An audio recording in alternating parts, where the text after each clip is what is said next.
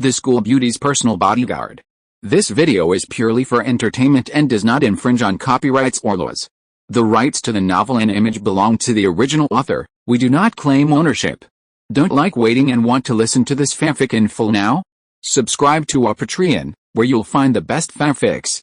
Chapter 551, Zhong Pinliang has something to rely on.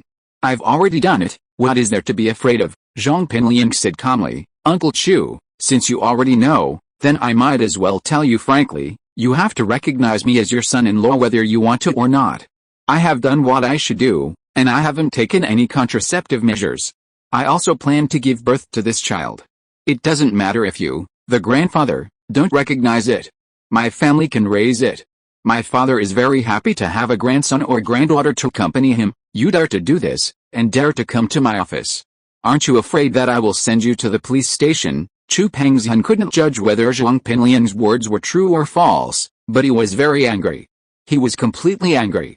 When Jin Guobang and Zi Guangbo wanted to take over Pengzhan Group, Chu Pengzhan was not so angry. He was just sad and regretful at the time, but now, he wanted to strangle Zhong Pinliang. Haha, I don't think you will. Zhong Pinliang shook his head. Uncle Chu, you are a well-known person in Songshan City, and Pengzhan Group is also one of the top 500 companies in the country. It can be said that Uncle Chu's family affairs are also of great concern to many news media.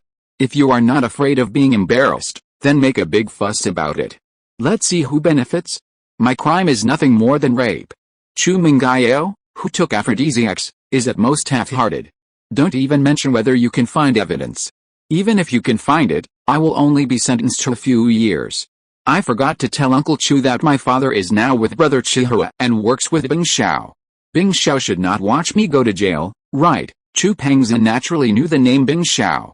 He also knew that the previous deal between Jin Guobang and Li Chihua was for this Bing Xiao. The so-called young master Bing is the illegitimate son of the heir to a prominent family. The influence of that family in the province is very high, and the ability of young master Bing is also quite great. This is an important reason why Chu Pengzhan did not fight back after knowing the mastermind behind the conspiracy. Let alone competing with young master Bing, Chu Pengzhan can't even arm wrestle with Li Chihua. Chu Pengzhan doesn't want to have anything to do with those who play the underworld. He is a serious businessman and is no match for Li Chihua. What makes Chu Pengzhan strange is that Zhong Pinliang's father, Zhong Fabei, actually works with young master Bing. What does young master Bing value about Zhong Fabei? Seeing Chu Pengzhan's expression become uncertain, Zhong Pinliang knew that Chu Pengzhan was afraid of something, and he was very happy in his heart. He knew you were scared. So he continued to add fuel to the fire and said, Uncle Chu, you have to think it over. If you sue me, I will have to go to jail for a few years at most. However, the jail is full of brother Chihua's people, and someone will take care of me after I go in. I will go and enjoy myself for a few years, but you have offended brother Chihua. The most important thing is that if you delay the important things of young master Bing, you know the consequences without me telling you. Whoever dares to hurt my daughter, I will make him pay the price he deserves no matter who he is. I would rather give up this company. Chu Pengzhan stared at Zhong Pinliang viciously. Although he had some concerns, he could ignore everything for the sake of his daughter. Then why bother? It's not shameful for me to be a son-in-law. Since the matter has been settled, we might as well get engaged in a decent manner, Zhong Pinliang persuaded calmly. My father is no longer the ordinary entertainment city boss he used to be. The background of our family is not weaker than that of your Chu family. What do you think? What I said makes sense, right? It doesn't make sense, Chu Pengzhan said coldly. If you really do anything to Yao, even if you have these backgrounds, I will make you pay with blood. Don't think I'm joking, why bother? Zhong Pinliang didn't dare to look into Chu Pengzhan's eyes. He laughed dryly with guilt. You know, your daughter is now a fallen flower. If the matter gets out of hand, it will affect both your reputation and Yao's reputation. She has no opinion on me now. If you recognize the situation, then I will still respect you as my father-in-law. Otherwise, we will continue to make trouble. Okay, I'll see who can protect you. Will it be young master Bing or Li Chihua who will stand up for you? Chu Pengzhan said slowly, looking at Zhong Pinliang. Zhong Pinliang was anxious. Why was Chu Pengzhan so stubborn? They say business people are obsessed with profit.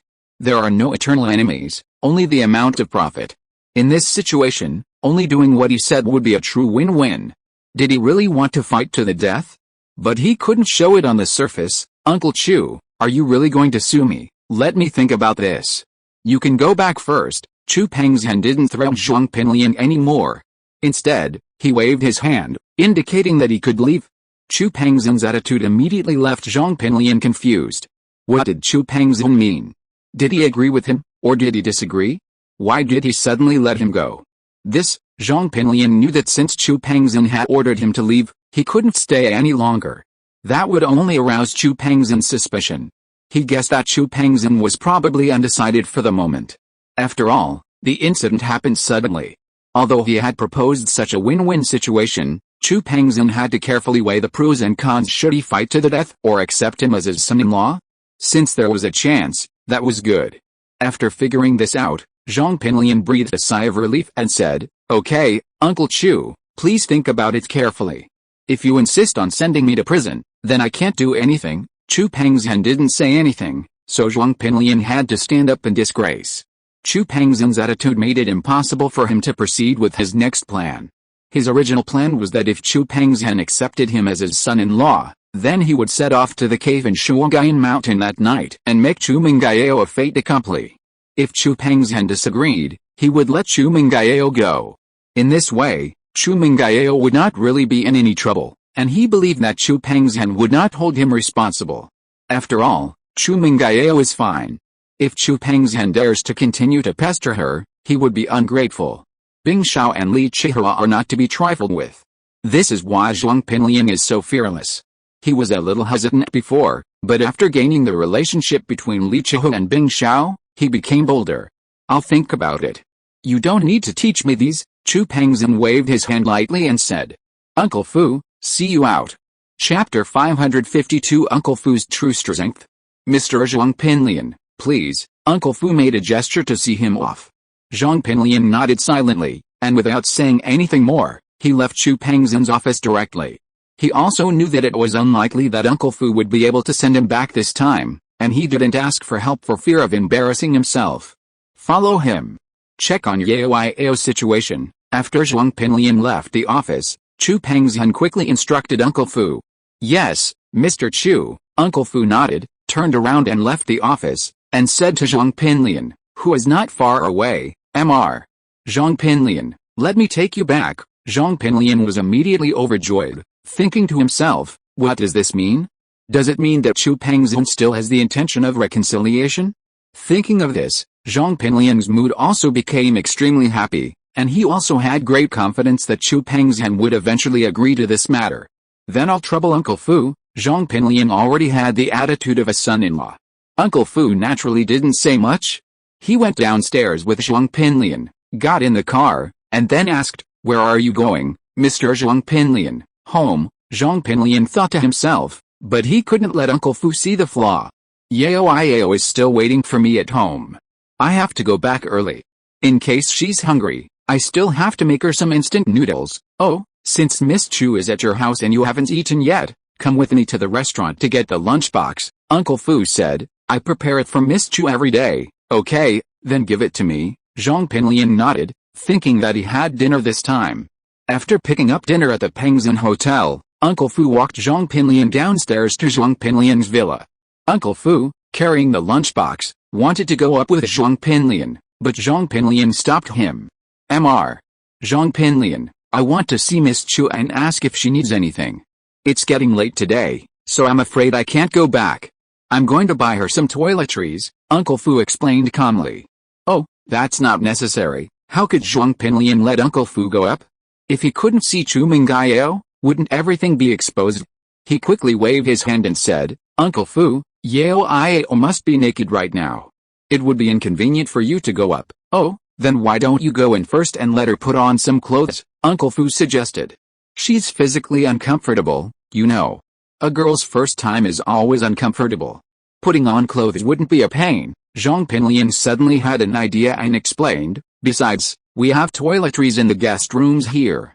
I can just get her a set, is that so?" "Forget it. Go up by yourself then." Uncle Fu handed the lunchbox to Zhong Pinliang and turned back to the car. Zhong Pinliang quickly went upstairs with the lunchbox to his room. He glanced out the window and saw that Uncle Fu's car had left. He breathed a sigh of relief, thinking to himself, finally gone. I almost got it out of the way.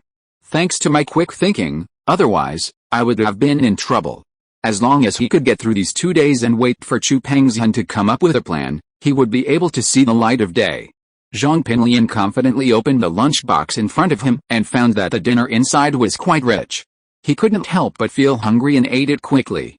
In fact, Fubo's departure was just an illusion. He didn't leave directly. Instead, he drove around and parked the car in a corner. He got out of the car and drove to the vicinity of Zhong Pinliang's villa and hid behind a transformer box. He glanced at Zhong Pinliang's second-floor window and found that Zhong Pinliang was still there. Fubo breathed a sigh of relief.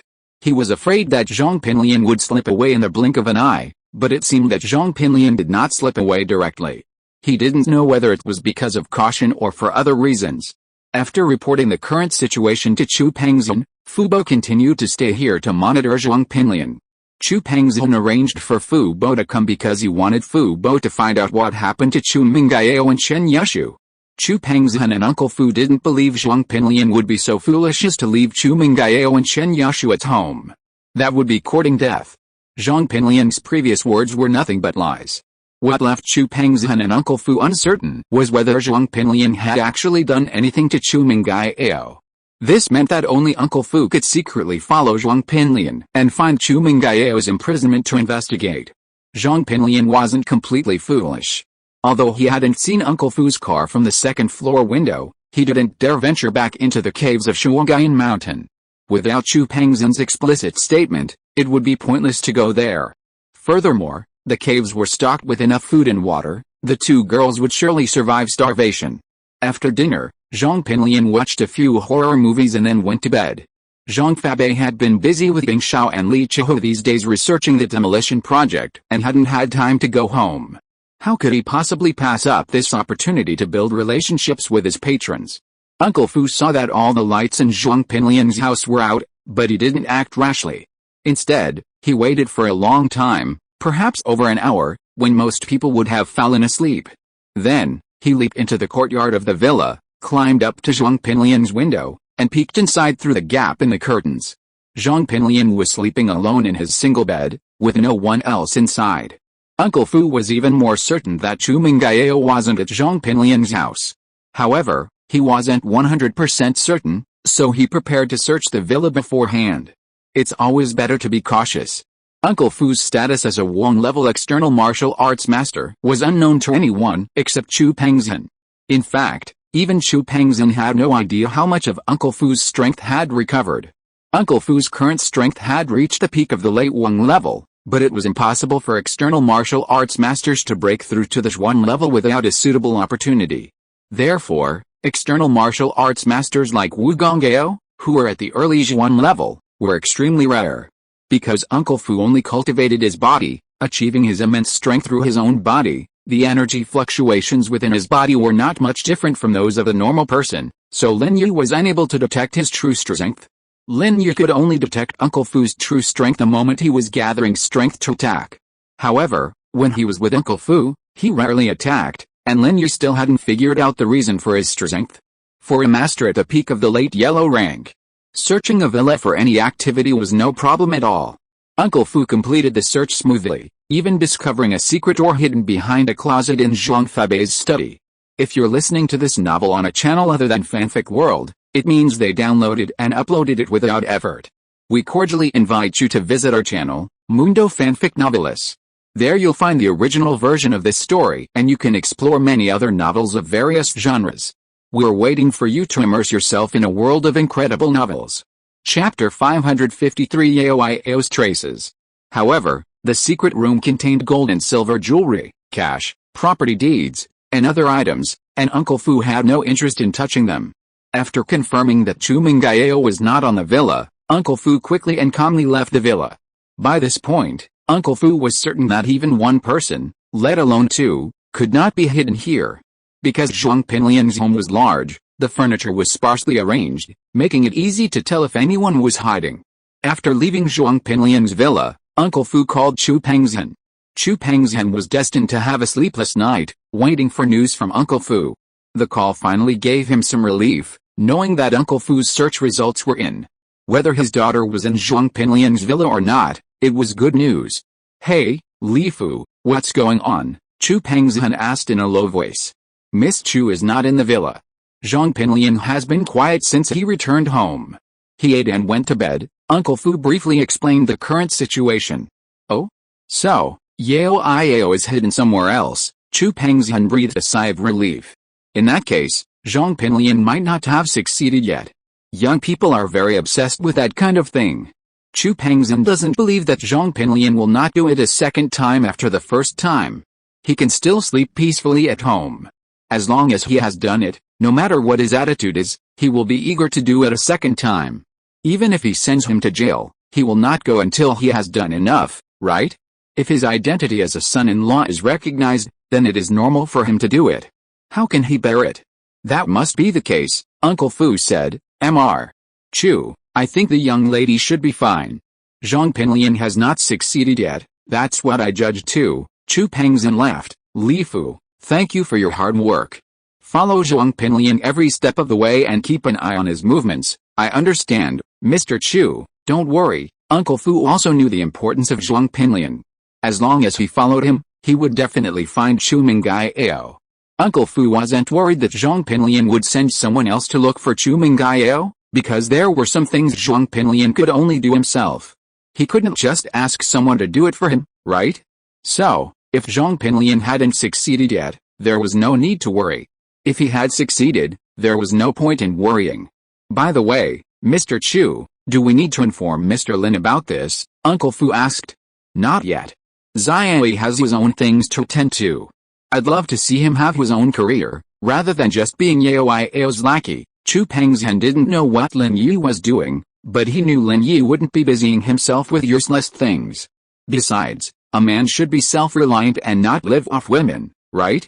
Okay, Uncle Fu was just a reminder. Since Chu Pengzhan had said so, he didn't say anything else. Zhong Pinliang slept soundly that night, and went to school the next day. Zhang Fabei had been busy with Ying Xiao's company for the past 2 days, so he naturally hadn't had time to take Zhong Pinliang to school. Zhong Pinliang took a taxi to school on his own. Uncle Fu followed Zhong Pinliang to the school from a distance, somewhat puzzled. Why did Zhong Pinliang come to school so calmly? Wasn't he worried about Chu Mengyao's situation? Zhong Pinliang was worried, but he knew it was pointless. Chu Pengzhan hadn't made up his mind, and he couldn't take the next step. So he could only delay. Uncle Fu couldn't follow him inside the school himself, but Chu Pengzhan was a shareholder in No. 1 high school. Uncle Fu gathered a few people and asked them to help keep an eye on Zhong Pinliang. Naturally, they rushed to do it. Among them was Dean Wang Xifan, a manipulative man who was struggling to maintain good relationships with the higher-ups. Uncle Fu had a task for him. He patted his chest and promised to keep an eye on Zhong Pinliang. This time, Wang Xifan didn't do anything else, not caring what others thought. He simply grabbed a notebook and went to class 3-5 to observe the class. It was normal for the Dean of Academic Affairs to come and inspect work, but it was the first time he had done so for an entire day. But Wang Xifan didn't care what others thought. He sat in the last row of class 3-5 and refused to leave. Coincidentally, he was sitting right next to Zhong Pinliang, which made Zhong Pinliang extremely depressed. What the hell was going on? He didn't even have a chance to discuss countermeasures with Gao Xiaofu. He hoped that this troublemaker would finish the class and leave, but he listened for the whole morning and showed no intention of leaving. At noon, Zhong Pinliang was thinking about going outside to discuss countermeasures with Gao Xiaofu, but was stopped by Wang Xifan with a sullen face. Zhong Pinliang, what are you two doing? Are you planning to hide in the bathroom and smoke secretly? Zhong Pinliang said with a sad face, but he didn't dare to refuse. I'm going to have lunch. Oh, then let this classmate call Gao Xiaofu. You go buy it and eat it in the classroom. Or go to the cafeteria and buy it. I'm hungry too, so buy me one too. It's my treat. He took out 50 yuan and handed it to Gao Xiaofu. The Dean of Academic Affairs had spoken, so how could Gao Xiaofu dare to refuse? But he couldn't quite wrap his head around it. The Dean of Academic Affairs even treated them both to dinner? Was he kidding? It was just a boxed lunch, but it was an incredible treat. Seeing things had come to this, Zhong Pinliang had no choice but to give up. He didn't doubt it, though. Wang Xifan had always disliked him, especially since Jin Gubang stopped being a shareholder. He'd been constantly picking on Zhong Pinliang. Who knew what was up with Wang Xifan today? Zhong Pinliang really didn't want to offend him. Uncle Fu hadn't expected Wang Xifan to be so responsible, practically acting like Zhong Pinliang's personal bodyguard. But that bought him some time. Taking advantage of the morning when Zhong Pinliang was home, he sneaked back in and conducted a thorough search.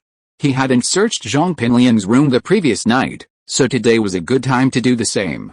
However, he hadn't found any useful clues there. Now, Uncle Fu was completely certain Chu Mengyao wasn't at Zhong Pinliang's house. But if Chu Mengyao wasn't at Zhong Pinliang's house, where else could she be? The key issue is that Chen Yushu is also missing. They disappeared together. Where could Zhong Pinliang put two living people? Uncle Fu removed all traces of his presence in Zhong Pinliang's house. Although an ordinary person would not be able to detect Uncle Fu's presence, for Uncle Fu, caution is always a good thing. It's also a habit. After taking care of everything, Uncle Fu tiptoed out of Zhong Pinliang's villa, but in Zhong Pinliang's room, he found a small bug. Chapter 554, a bit awkward. The third auction went on as scheduled, the last organized by the Yu family this year. Lin Yi didn't have anything he wanted to bid on. He had initially shied away from attending, but since the final lot was a hardcover edition of trauma medicine provided by his company, he had no choice but to attend. The third auction was supposedly the venue for the finest items, the time for the major families to make their mark. However, Lin Yi wasn't one for pretentiousness and had no interest in truly exquisite jewelry and antiques. "Boss, isn't there anything you like?" Fatty Lai asked worriedly, seeing that Lin Yi hadn't given any instructions and had simply set the auction catalog aside. "There's nothing worth bidding on," Lin Yi shook his head. "If you like anything, go ahead. I'm going to get some sleep." Fatty Lai gave a wry smile. Perhaps Lin Yi was the only one sleeping at the third auction? Pengzhan Xiao still sat beside Lin Yi. Even if Lin Yi tried to shoo her away, she wouldn't budge, so Lin Yi didn't bother to speak. "Hey, Lin Yi, tell me, am I the girl who knows the most of your secrets?" Pengzhan Xiao didn't want to let Lin Yi sleep, so she pulled him aside to talk.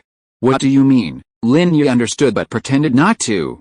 "Tang Yun doesn't know you've started a company, does she? Doesn't she know you can heal illnesses? Even your two daughters don't know as much about you as I do they?" Pengzhan Xiao couldn't help but feel a little proud when she said this, thinking that she was still the person who knew Lin Yi best. "Oh, maybe," Lin Yi said lightly, as if this matter had nothing to do with him. Pengzhan Xiao couldn't help but feel a little annoyed when she saw Lin Yi's nonchalant look. What kind of person is this? He has no understanding of romance at all. If it were another boy, he would probably be very excited, right? Wasn't her tone ambiguous enough? Pengzhan Xiao had never pursued a boy before, let alone been in a relationship.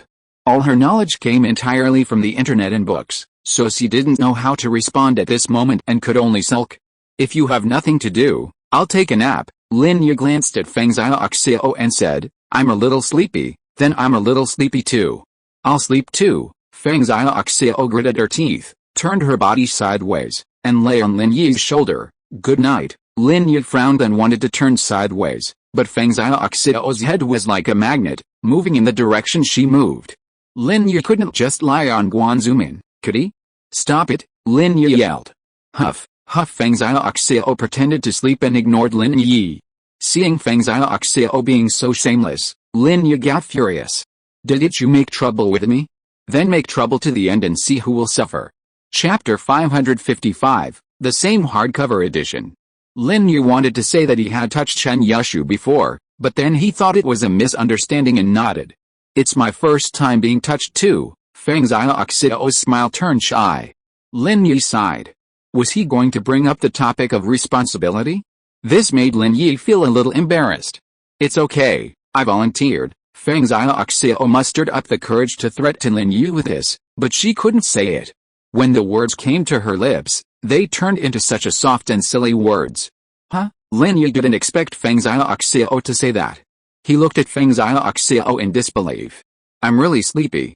I'll take a nap first." After saying that, Pengzhan Xiao closed her eyes and lay on the backrest of the chair.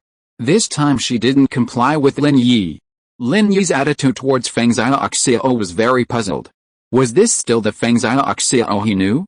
What on earth was she going to do? These scenes made Lin Yi's understanding of Pengzhan Group a little blurry. Suddenly, Pengzhan Group inexplicably lost all her energy, and her attitude changed inexplicably.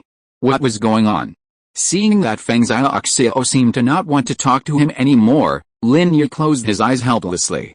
Lin Yi was very surprised that Pengzhan Group had let this matter slip so easily. How could he even think about sleeping? The auction proceeded smoothly, and many items fetched high prices. Although Dr. Kang and his family didn't buy anything, they were very happy sitting there. Dr. Kang felt that he would soon become the head of an aristocratic family, just like these people, with an extraordinary social status. With the title of an aristocratic family, his career would become more prosperous. Whether it was sourcing raw materials or selling them, he would break through the existing bottlenecks and usher in a new era for the Kang family. Today, the people from several aristocratic families were noticeably more enthusiastic towards Dr. Kang, which was why he was so confident. However, only the Yu family's attitude was a little ambiguous. Yu Haitian simply nodded to Dr. Kang calmly, without saying a word. However, Dr. Kang believed that the Yu family was just trying to avoid suspicion. The Yu family was the organizer of the annual meeting of the noble families. If they got too close to the Kang family, what would others think?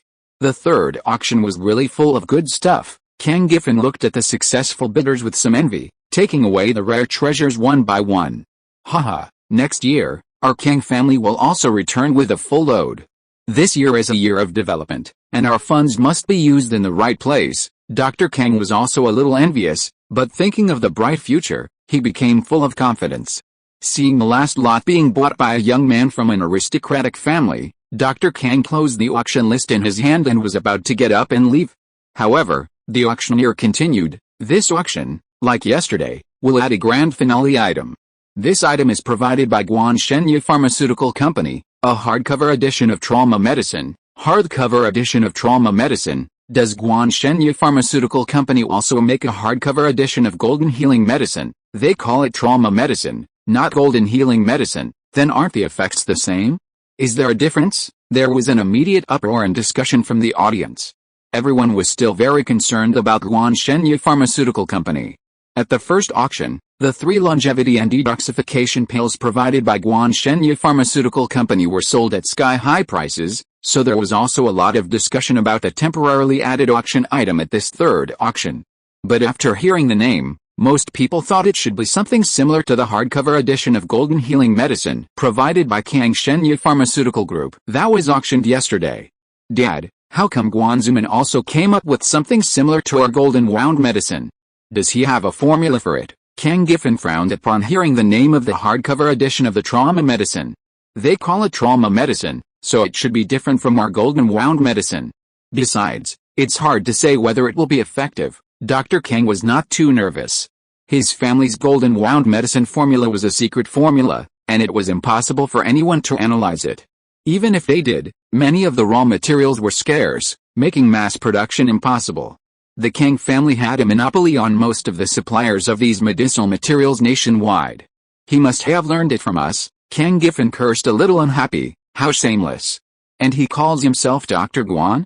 The imitation is quite similar. Imitation is just imitation after all. It won't amount to anything great. Dr. Kang shook his head and smiled indifferently. At this time, he mysteriously brought out a hardcover edition of trauma medicine for auction. He really chose the wrong time. Yeah, Kang Giffen nodded after hearing it. Indeed, we have already auctioned the hardcover edition of the Golden Trauma Medicine yesterday, which has basically met the needs of the entire auction. Who are they going to sell it to now? It's the finale. I don't think anyone will buy it for a while. It will be embarrassing. Let's watch the show? Dr. Kang smiled. It seems that it was right not to leave earlier. You can still see a good show at this time. Grandpa, why do I feel that Fatty Lai should not be so fierce? Kang Xiaolong was a little puzzled. If they took out the same thing, they should have thought of this. Aren't they afraid of being embarrassed? HMPH, not that fierce? If he wasn't, why would he spend 20 million to buy a broken box yesterday? Dr. Kang didn't take it seriously. Hasn't he heard the story of buying the casket and returning the pearl? But he still bought it. It proves that this guy's IQ is really not good. Yesterday he was forced by the situation. He was in a difficult situation, so of course he had to spend money to buy it. But I have the feeling that Fatty Lai is not that kind of fool. Kang Xiaolong shook his head. Seeing that his grandfather didn't take it seriously, he didn't say anything more. The auctioneer was very satisfied with the response from the crowd. He originally wanted to personally introduce the efficacy of the hardcover edition of the trauma medicine, but after thinking about it, it would be better to let Lai Chang'ai introduce it in person. So after everyone had almost finished discussing it, the host said, I think everyone is very concerned about the efficacy of the hardcover edition of this trauma medicine.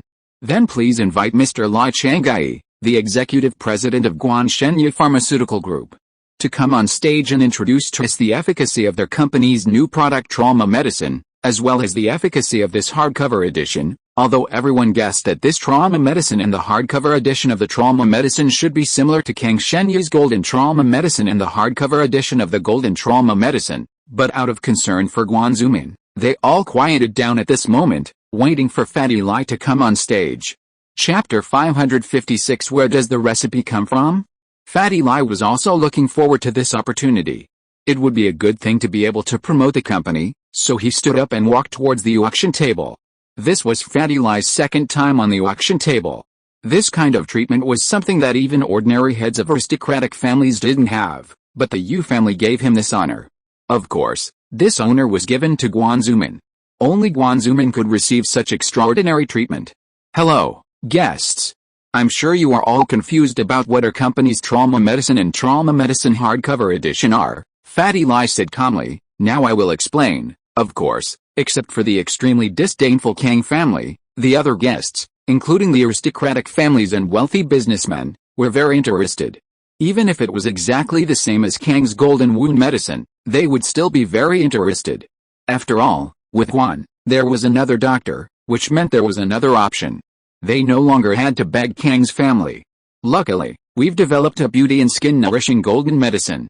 Otherwise, there might be some problems with this family upgrade. Divine Dr. Kang was so angry that his teeth itched.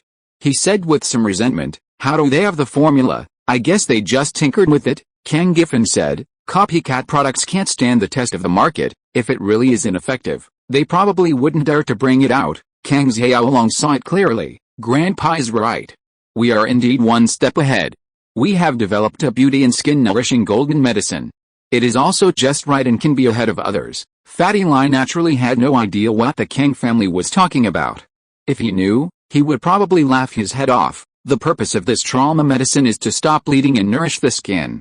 It can make wounds heal quickly and leave no scars. Fatty Lai's words caused an uproar in the audience.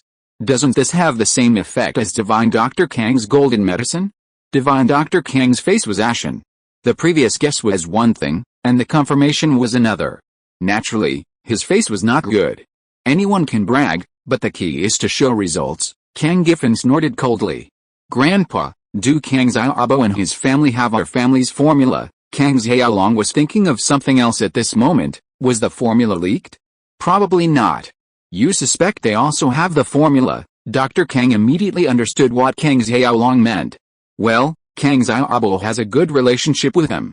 I'm afraid it was Kang Xiaobo who leaked the formula. Kang Xiaolong frowned and said, otherwise, why didn't they start Guanshenye Pharmaceutical Company earlier? Why did they start the company after meeting Kang Xiaobo, and also come up with such an identical medicine? The eldest brother probably hasn't seen the formula. Dr. Kang shook his head.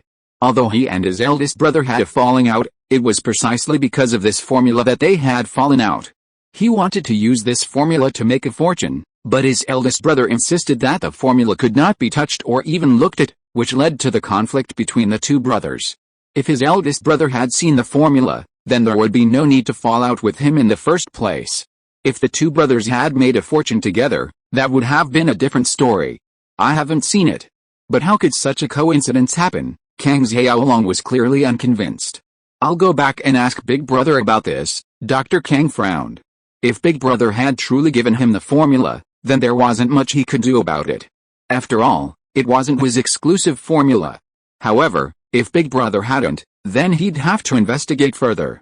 Kang Xiaolong didn't say anything else, but instead looked up at Fatty Lai, unsure what he would say next. The standard version of the trauma medicine will be available in a month and will be available in stock. The retail price is 199 yuan. Fatty Lai slowly advertised his company's upcoming product. He believed that soon, word of the price and efficacy of his product would spread through these people's mouths, and more people would know about it. Word would spread from person to person, from 1 to 10, and from 10 to 100. Soon, Dr. Guan's trauma medicine would be a household name. Moreover, its advantage over Dr. Kang's golden wound medicine was its lower price and abundant supply. When people can't buy Dr. Kang's golden healing medicine, they'll settle for Dr. Guan's trauma medicine, which they haven't bought before. And when they've used it once and found it's just as effective as Dr. Kang's golden healing medicine, it's obvious whether they'll continue to buy it next time. No shortages? Just a boast, right? Kang Giffen sneered. Our Kang family has contracted all the raw material suppliers nationwide. Where are they going to buy raw materials? Even Guanzuman's reputation won't allow them to get much. That's true. If we have enough raw materials, there won't be a shortage. Who would leave the money lying around? Unless the raw materials are too expensive and don't cover their costs? But then, if they buy the raw materials at a high price and only sell them for 199, won't they lose even more? Dr. Kang shook his head, a little confused. Even the Kang family can't guarantee nationwide supply without discrimination or delays, so how can Guanzuman do that? They shouldn't be bragging. Kang Xiaolong shook his head and said, first, they have already boasted about it. If they can't supply it, their reputation will be damaged, which is fatal for a newly established company. If they can lie in one link, then other links will also lie. The media will seize the weakness and attack them, and their reputation will probably be ruined. Second, if they can't supply it, why don't they advertise on this occasion? Naturally, there will be no profit if the production capacity is insufficient. What's more, the price is so cheap that it's hard to say whether the cost is enough. If he has this opportunity, wouldn't it be great to advertise other products? Kang Giffen nodded after listening to Kang Xiaolong's words. What his son said was right, but the more he thought about it, the more confused he became. Dr. Kang looked at Kang Xiaolong with satisfaction. Xiaolong is really thoughtful. So, do they really have the goods? I guess so, Kang Xiaolong said. Either they have stockpiled a large portion of raw materials at a high price, enough to squander for a while, just to lose money and expand their reputation, or they have other channels to purchase raw materials. Well, that's right, Dr. Kang nodded. It seems that the opponent is very strong. We underestimated him. Haha, don't worry, Kang Xiaolong shook his head. Oh? What do you mean? Kang Giffen looked at his son in surprise. Chapter 557 Guanzuman goes too far. Whether they buy it at a high price or have other procurement channels, the cost issue is inevitable. Kang Xiaolong laughed. All procurement channels are almost monopolized by our Kang family, and what does it mean that they can still buy raw materials? It means that the price must be higher, and it is squeezed out from other places. In this way, their costs are not enough. The cost of a bottle of our golden medicine is about 150 yuan, and they only sell it for 199. After deducting the cost, channel fees, and the retailer's profit, what do they have left? Just enough to break even. This is still calculated according to our cost. If it is calculated according to his high cost, they are simply losing money. Yes. His price is really too low. Kang Giffen also figured out the crux of the problem. So we just have to wait and see. Kang Xiaolong sneered and said, I think the opponent might be a very wealthy consortium with the support of Guanzuman. Naturally, they want to become famous overnight. But after all, we occupied the market first, and they can only take advantage of the low-price sales offensive to capture the market. If we want to take back the market, we can only resort to price reduction. Then they will definitely reduce prices again, forcing us to continue to reduce prices. Then it will enter a vicious cycle. With their participation, the raw material market will definitely increase in price, and our costs will continue to rise. In this way, everyone will lose more and more. Once our Kang family's capital chain has problems, we will be finished immediately. This is a very simple market competition trick, but it must be said that it is very effective. Many people have fallen into it. Xiaolong is right. If we lower our prices just to gain a temporary market share, we'll be playing into our competitors' trap. They'll surely continue to lower prices, forcing us to the brink of collapse. Since they're planning to lose money, they must be very powerful. All we have to do is sit back and watch, Dr. Kang said confidently. Let's not lower our prices. Let them play on their own and see how long they can lose money. Son, your analysis is so insightful. I have to say, you're so mean. They're in for a lifetime of bad luck to have a competitor like you. Kang Giffen was filled with admiration for his son. Dad, are you praising me or scolding me? You're saying I'm mean. Kang Xiaolong said this, but inside, he felt a certain pride. He had seen through the other party's scheme and felt like the one who profited from it. Of course, under normal circumstances, Kang Xiaolong's thinking was not wrong, but rather quite correct. However, this incident was unusual. This time, the product we are auctioning is a hardcover edition of trauma medicine, which is naturally different from what you can buy on the market. Fatty Lai continued on the stage. This hardcover edition of trauma medicine naturally has extraordinary effects.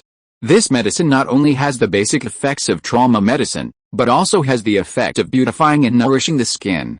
The magic of our trauma medicine is that it can quickly heal wounds without leaving scars, and this hardcover edition can repair some old scars and completely remove these old scars. Of course, this is only the main effect. There are many auxiliary effects, such as beauty and nourishing, which can improve skin tone, remove dull skin, shrink pores, etc. As soon as Fatty Lai said this, the whole audience fell into silence and an uproar again. This hardcover edition of trauma medicine actually has the same effect as the beauty and nourishing golden medicine of Dr. Kang yesterday. What's wrong with this world? How can such a coincidence happen?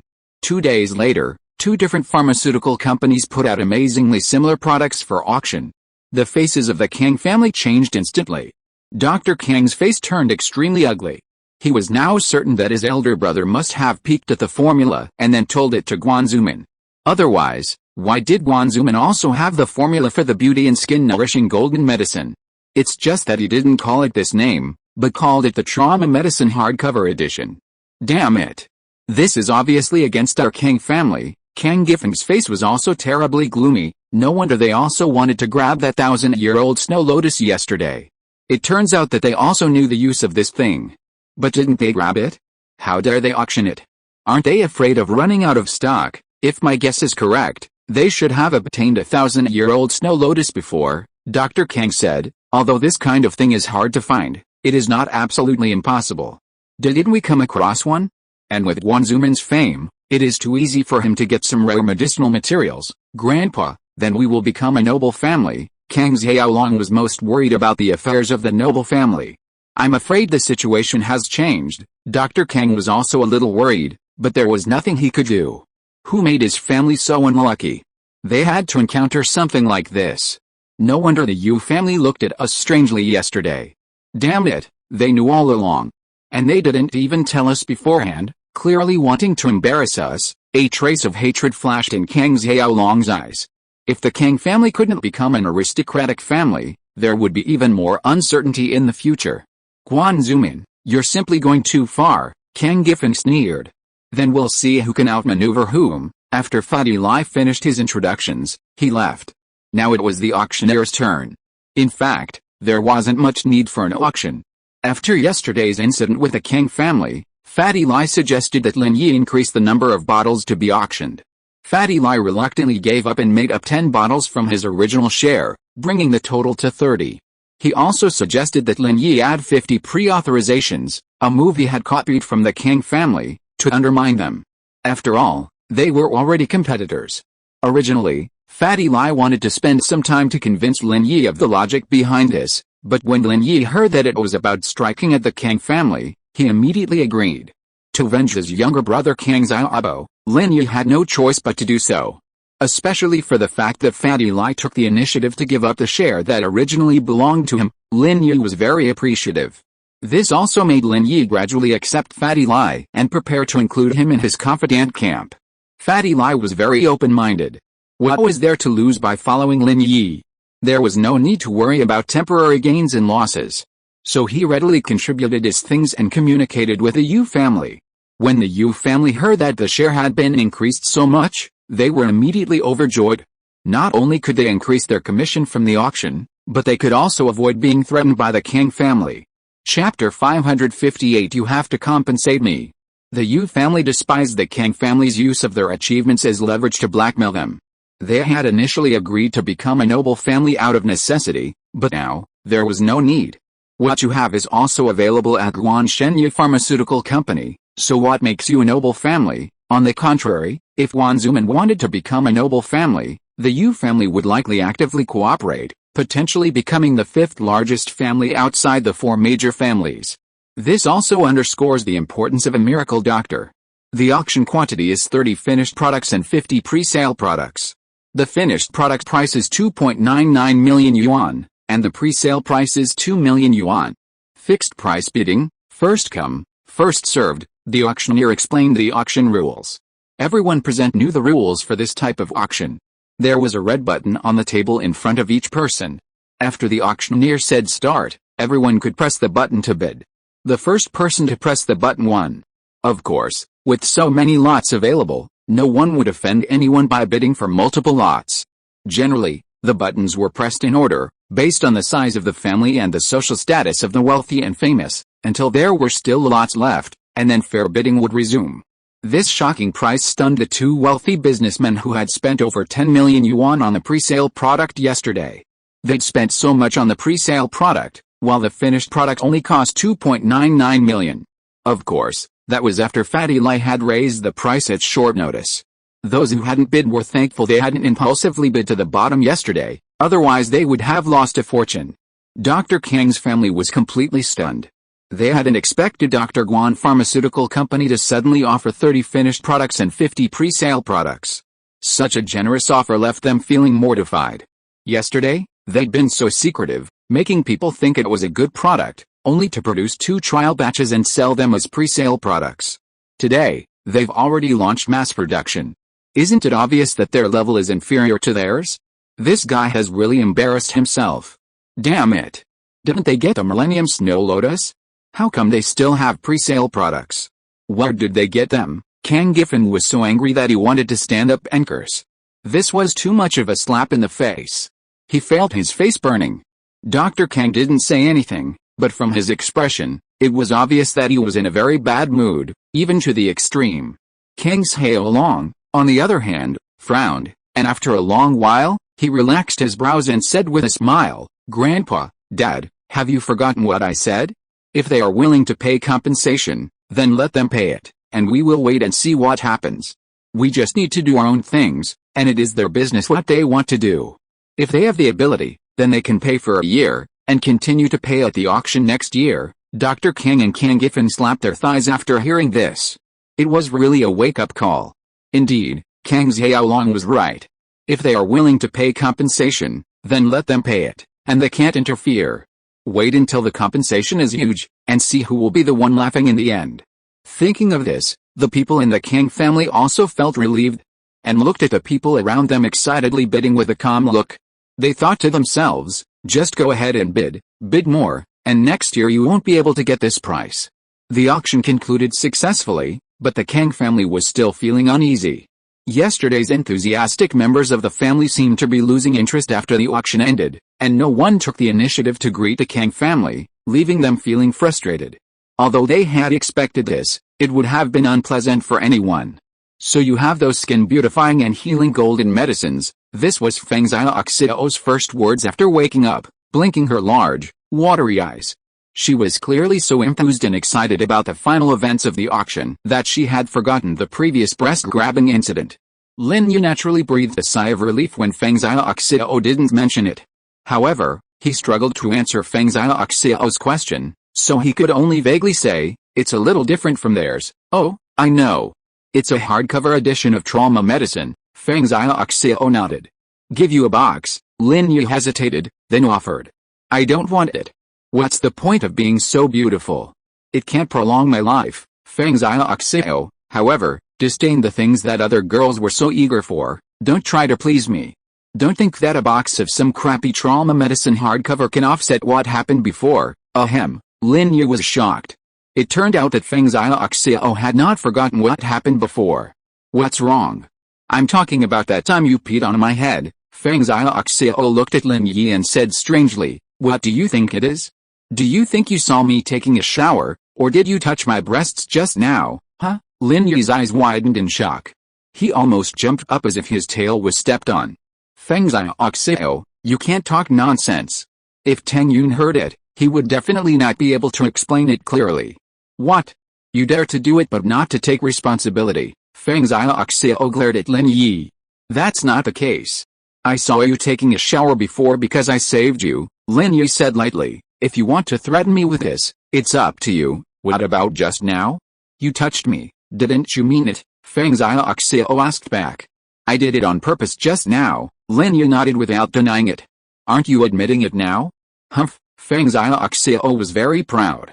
She finally caught Lin Yi's handle. So what? Lin Yi shrugged, but it felt a little unfair. Not much?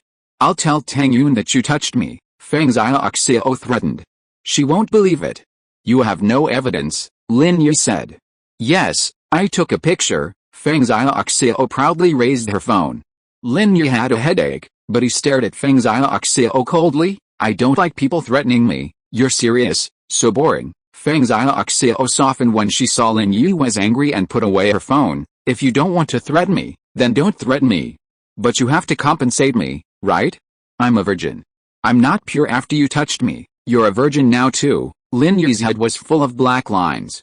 How could I not be pure after touching this thing? Well, I'm not pure anymore. You have to compensate me. Pengzhan Xiao made her voice more delicate, with a hint of coquettish charm. Compensation. Lin Yi really couldn't refuse this time, so he could only say, then how do you say compensation? I'll tell you after I think it over. Pengzhan Xiao remained calm on the surface, but she was actually very proud. Kang Xiaobo was right. Lin Yi was soft-hearted and would not take any hard actions. She couldn't threaten him, but pretending to be pitiful would work. As he was talking, Lin Yi's cell phone rang. Lin Yi gestured to Pengzhan Xiao, asking her to wait a moment, and then answered the phone. Uncle Chu. Chapter 559. It should be fine. Lin Yi, are you done with your work? Chu Pengzhan sounded anxious. It just ended. What's wrong, Uncle Chu? What happened? Lin Yi asked. Yao seems to have been kidnapped by Zhong Pinliang. Can you come back now? After the last company incident, Chu Pengzhan had become accustomed to going to Lin Yi for any unresolved issues. He had previously asked Uncle Fu to investigate and track Zhong Pinliang, but Zhong Pinliang had not contacted Chu Mengyao again, and Uncle Fu had no idea where Zhong Pinliang had taken her. Chu Pengzhan didn't call the police because the matter involved a wide range of issues. Firstly, he was concerned about his daughter's reputation, and secondly, the evidence was unclear. Zhong Pinliang had Li Chihu as his backer, making it difficult for Chu Pengzhan to take action. In a confrontation of this level, many things were hidden in the dark. Calling the police wouldn't solve the problem at all. Chu Pengzhan wasn't confident enough to confront Li Chihu head-on. The faction he represented was too powerful. Even though Li Chihu had previously helped Jingabang's Abadaj's company's interests, Chu Pengzhan couldn't do anything to Li Chihu. Kidnapped, Lin Yi was stunned, somewhat amazed at Zhong Pinliang's audacity. He hadn't realized this kid was so bold, even daring to kidnap someone. He then asked, have you called the police? No, Zhong Fabei has been getting involved with Li Chihu recently and has found a powerful backer. I'm not willing to be his enemy at the moment, Chu Pengzhan spoke frankly in front of Lin Yi. Li Chihu again? Lin Yi frowned. This guy is really restless. After the deaths of 2 yellow rank masters, he's still so active. If Lin Yi hadn't wanted to live a peaceful life for a few days, he would have killed him in a second. You want me to take action? Lin Yi asked. Well, you're quite familiar with both Zhong Pinliang and Yao, so it would be best if we could find Yao quietly, Chu Pengzhan said. It's a bit complicated. When you get back, we'll talk in person. Okay, I'll be back tonight, Lin Yi agreed. After Lin Yi hung up, Pengzhan Xiao asked, are you going back? I just heard you say there was a kidnapping. Who did it? Let's talk about it when we get back. I'm not sure right now, Lin Yi waved at Pengzhan Xiao. I'm leaving first. Aren't you waiting for my dad to come back? He needs to meet his son-in-law. Pengzhan Xiao didn't want Lin Yi to leave so early. This was a good opportunity. When they returned to school, their relationship would inevitably change. Even if it was stronger than before, it wouldn't be as harmonious as it is now. Bye. Lin Yi didn't have time to deal with Pengzhan Xiao. He had other important matters to attend to. Although Lin Yi had no obligation to protect Chu Mengyao, he couldn't just sit back and watch her get into trouble. Because, to this day, Lin Yi still didn't understand why he had been assigned to Chu Mengyao's side. What kind of mission is this? When asked several times, Chu Pengzhan was vague, and the answer Lin Yi got from the eldest lady was to act as a shield. Of course, Lin Yi didn't believe that things were so simple, but there was no other way. So, Lin Yi was like a big housekeeper. Whether it was Chu Pengzhan's company affairs, the eldest lady's study and life affairs, or her best friend Zai Oshu's affairs, Lin Yi did everything he could to help. Not only did he act as a nanny for these two girls, but sometimes he had to act as a bodyguard, and even occasionally became a thug in school. However, over time, Lin Yi got used to it. This mission was complicated enough. It seemed that he had nothing to do from beginning to end, but there were always things to do every day. If the old man hadn't promised that the reward for this mission was enough for his retirement, Lin Yi would have questioned it long ago. This eldest lady really made him worry. If something happened to her, Lin Yi really couldn't just ignore it. Because now it wasn't just a matter of Chu Pengzhan being his employer. Lin Yi truly had developed feelings for Chu Mengyao and Chen Yushu. After all, they lived under the same roof every day. If they were in danger, Lin Yi wouldn't just ignore them. Although the auction was over, there were still some follow-up matters to be handled. Both the seller and the buyer had to stay. Lin Yi said goodbye to Guanzuman and Fatty Lai and boarded that evening's flight back to Songshan City. He couldn't book economy class, only full-fare first-class tickets, but Uncle Fu had booked the tickets directly. After getting off the plane, at the domestic arrivals exit, Lin Yi saw Uncle Fu waiting there. Uncle Fu, Lin Yi walked over quickly. Mr. Lin, thank you for your hard work, Uncle Fu said apologetically. I'm sorry you rushed back so quickly. Nothing. Yao was in trouble, so of course I had to come back. Lin Yi hadn't expected Uncle Fu to be so polite. He still felt a little guilty. After all, Chu Mengyao's accident happened while he was away, so if there was any responsibility, he was also responsible. Although Chu Pengzhan didn't explicitly say he would provide close protection for Chu Mengyao, merely asking him to be a lackey, the more general the definition of a lackey, the more complex the nature of the job. Mr. Chu is waiting for you. Please come this way. Uncle Fu said nothing more, as his position didn't warrant further comment. In the airport parking lot, in Uncle Fu's Bentley, Lin Yi met Chu Pengzhan. Lin Yi hadn't expected Chu Pengzhan to meet him at the airport. It was obvious the matter was urgent, and Chu Pengzhan couldn't wait to meet him. Zai, listen to this recording first. Chu Pengzhan didn't exchange pleasantries, but simply handed Lin Yi a recorder. Lin Yi nodded, took it, and pressed play. Zhong Pinliang's voice then rang out from the recorder. Uncle Chu, hello. This recording had been recorded by Chu Pengzhan during Zhong Pinliang's visit, and it served as evidence. However, there was no need for Chu Pengzhan to recount the entire incident. The recording spoke for itself. Lin Yi frowned after hearing the recording. How dare Zhong Pinliang attack Chu Mengyao? Uncle Chu, what do you mean? Lin Yi first needed to find out what Chu Pengzhan was planning. Uncle Fu has already checked. Yao is not at Zhong Pinliang's house. And Zhong Pinliang didn't behave normally today. He went to school, went home, and went home normally. Chu Pengzhan said, I thought Zhong Pinliang would find a chance to meet with Chu Mengyao, but he didn't. Well, then Yao should be fine. Lin Yi pondered for a moment and then laughed. Oh? What do you mean? Chu Pengzhan was stunned. He didn't expect Lin Yi to be so sure. If you're listening to this novel on a channel other than Fanfic World, it means they downloaded and uploaded it without effort. We cordially invite you to visit our channel, Mundo Fanfic Novelis. There you'll find the original version of this story and you can explore many other novels of various genres. We're waiting for you to immerse yourself in a world of incredible novels. Chapter 560 Dealing with it calmly. From the way Zhong Pinliang spoke in this recording, he shouldn't have done anything to Yao. Lin Yi knew Zhong Pinliang better. He should be testing your attitude, Uncle Chu. And before he left, he specifically reiterated it several times, asking you to think about it. Yes, Chu Pengzhan was not a stupid person. After Lin Yi's reminder, he immediately thought of the crux of the matter. That's right, Zhong Pinliang is quite a cunning guy. He is testing my attitude. Yao should be fine yet, but once I acquiesce to this matter, Zhong Pinliang will take action and make the matter a fait accompli. If I disagree and react strongly, and want to fight to the death with him, he will give up his previous plan.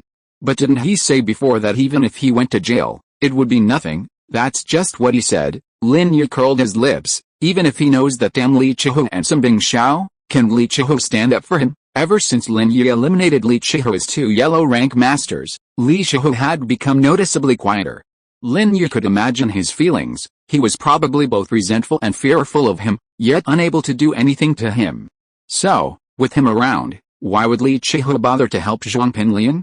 Zhong Pinliang was clearly a coward, fabricating lies to frighten people. Chu Pengzhan nodded. It's me, the person in charge, who's lost sight of the situation. So, it seems the reason Zhong Pinliang hasn't met with Chu Mengyao is because I haven't given the green light. There's no point in him meeting her. That seems to be the case. Lin Yi nodded. So, no matter what choice I make now, Zhong Pinliang will go meet her. That way, we can follow him and find Zhao, Chu Pengzhan said. That's true, but keeping Zhong Pinliang around is always a nuisance. Why not seize this opportunity? Lin Yi stopped talking. If he hadn't done anything to Yao, legal action would have been difficult to take against him. Chu Pengzhan smiled wryly and shook his head. What if it was an accident? Lin Yi asked calmly. Accident? Chu Pengzhan naturally understood what Lin Yi meant. There were only 3 people in the car, all trustworthy, so he didn't shy away. Although it was an accident, Zhang Fabei will always hold this accountable to me. Given the current state of the Pengzhan Group, it's not appropriate to make an enemy. Chu Pengzhan was worried about Li Chihu. If Zhong Pinliang died, Zhang Fabei would surely go mad. If he offered Li Chihu enough benefits, he could force her to help him avenge him. While Chu Pengzhan's status wasn't formidable, Li Chihu was also a powerful figure in Songshan City. If they were to confront each other, the outcome was uncertain. I understand, Lin Yi sneered, an idea forming. I'll make this accident irrelevant to us. If this were a normal assassination mission, Lin Yi would certainly not hesitate. However, since Lin Yi had decided to retire here, he wouldn't act rashly. Killing Zhong Pinliang was easy, and he wasn't afraid of anything, but if it caused unnecessary trouble for Chu Pengzhan, it would be more trouble than it was worth. Then I won't say much. Chu Pengzhan trusted Lin Yi to handle the situation well. Let's talk about Zhao and Xiaoshu first. Should we contact Zhong Pinliang and follow him to find where Zhao and Xiaoshu are being held captive? That's not necessary. I've probably guessed where they are. Lin Yi smiled. Oh? Where? Chu Pengzhan was taken aback. He hadn't expected Lin Yi to know where Chu Mengyao and Chen Yashu were being held captive. Xuanyuan Mountain, Lin Yi said. Xiaoshu sent me a text message last night, saying that she and Yao were going to Xuanyuan Mountain.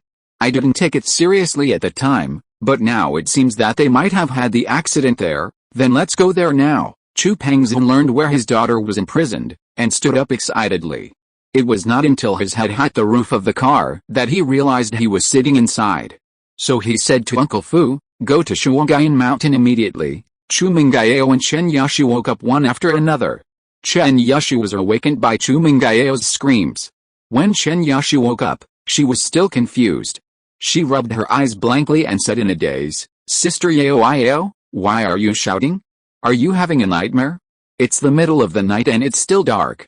I want to sleep a little longer. Xiaoshu, wake up, we are not at home. Chu Mengyao shook Chen Yashu's body in panic, asking her to wake up quickly. Oh, Chen Yashu, shaken dazed by Chu Mengyao's shaking, finally came to, a bit dazed. Where is this? Why is it so dark? I can't even see you. I don't know. We were here when I woke up, with Chen Yashu by her side. Chu Mengyao felt less frightened. I thought we were home, but then I felt the stone floor beneath me. Our phones are gone too. We've completely lost contact with the outside world. Chen Yashu felt under her and then in her empty pockets. As Chu Mengyao had predicted, the floor was stone, and her phones were gone. But she was quite brave, and even in the darkness, she wasn't afraid. Sister Yao, didn't we follow Zhong Pinliang to the cave? Are we still in there? Chu Mengyao's words reminded her of what had happened. Indeed, they had come with Zhong Pinliang, but they hadn't known anything since then. Could something have happened to them? Are Zhong Pinliang and the others here too? Chu Mengyao asked instinctively. I don't know. I can't see anything. How about we get up and look? Chen Yashu, naturally bold and daring, wasn't particularly frightened. Chu Mengyao wanted to agree to Chen Yashu's suggestion, but she felt a little timid. The unknown in the darkness was the most terrifying thing for her. Although she wanted to know what lay in the darkness, she was also afraid of encountering something unknown. Then Sister Yao, wait here for me. I'll get up and take a look. Chen Yushu said it casually, but she was still a girl, so it was impossible to say she wasn't afraid at all. She was just a little braver. Then let's go together. Chu Mengyao was even more afraid that Chen Yushu would leave and she would be here alone, which would be even more terrifying. Chu Mengyao took Chen Yushu's hand, and the two of them groped around in the darkness, only to find themselves trapped in a small space. Besides the surrounding stone walls, there was another door, an iron door similar to a security door, but it was tightly closed. Chen Yushu tried to push and turn the secret lock on the door, but it didn't work. It seemed to be locked from the inside. Chapter 561 Heartfelt Talk. In the small space of the cave, there was nothing else except a backpack with a few plastic boxes filled with unknown things. The light was too dim, and Chen Yushu did not look closely. But what was certain was that there was no one else here except the two of them. It was not until this moment that the two of them finally woke up and realized that they might have been set up by Zhong Pinliang. Otherwise, why were there only the two of them here, and no one saw Zhong Pinliang and Gao Ziofu? Sister Yao, it must be that bastard Zhong Pinliang who locked us up here. Chen Yushu was furious. I was wondering why he lured us here. It turns out he wanted to lock us up. Xiaoshu, it's all my fault. I trusted Zhong Pinliang too easily. Chu Mengyao bit her lip, and she knew she had been fooled. The situation now was very clear. It was Zhong Pinliang who deliberately lured her and Xiaoshu here, and then locked them up after they fainted. And the so-called side of someone who looked like him was simply a lie made up by Zhong Pinliang. Sister Yao, how can I blame you? I know you miss your mom, and at this moment, longing can overwhelm you. Chen Yushu, however, didn't blame her. Instead, she offered a soothing smile. Xiaoshu, you know all this. Chu Mengyao looked at her in surprise, though in the darkness, her expression was clearly unreadable. Of course, we're best friends. We've been friends since we were little. So I know you better than Zhong Pinliang, right? Chen Yushu sighed. If I had known, I wouldn't have followed you out of curiosity. I could have found a way to save you from outside. Now, no one knows we followed Zhong Pinliang out. Chu Mengyao nodded. Xiaoshu, I'm glad you don't blame me. I thought you knew nothing. By the way, what exactly did Zhong Pinliang want by locking us up here? With Chen Yushu's understanding, Chu Mengyao's fear subsided and she calmed down. Especially now that she knew there was no one else in the stone chamber, her nervousness subsided. I can't guess. Logically, Zhong Pinliang shouldn't be that bold. Isn't he always obedient in front of Sister Yao? Chen Yushu couldn't understand why Zhong Pinliang suddenly dared to do such a thing.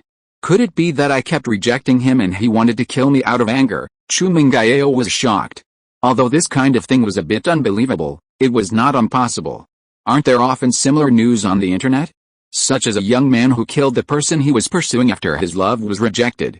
Chu Mengyao laughed it off at the time, but now she felt a chill down her spine when she thought about it. Ah. No way, then I will be unlucky too, Chen Yushu said weakly. Sister Yao, I haven't lived enough. Chen Yushu didn't look scared, but her tone was a little funny, which made Chu Mengyao chuckle. Who has lived enough? Hey, Sister Yao, do you think we are going to die here? I don't even have a boyfriend. It's a big loss. My best years have just begun, Chen Yushu said depressedly with a sad face. In this situation, you are still thinking about these things? Are you in heat? Chu Mengyao was so angry. You don't want to think about how to escape, but you think about these messes. How to escape? This is a security door. If it can be opened so easily, it won't be called a security door. Besides, we have neither tools nor keys. How can we escape? Chen Yushu said with a smile. We are going to die anyway, Sister Yao. Let's talk for a while. Chu Mengyao was anxious to escape just now, but when she heard what Chen Yushu said, she felt that it made sense. If the security door can be opened casually, what is it called a security door?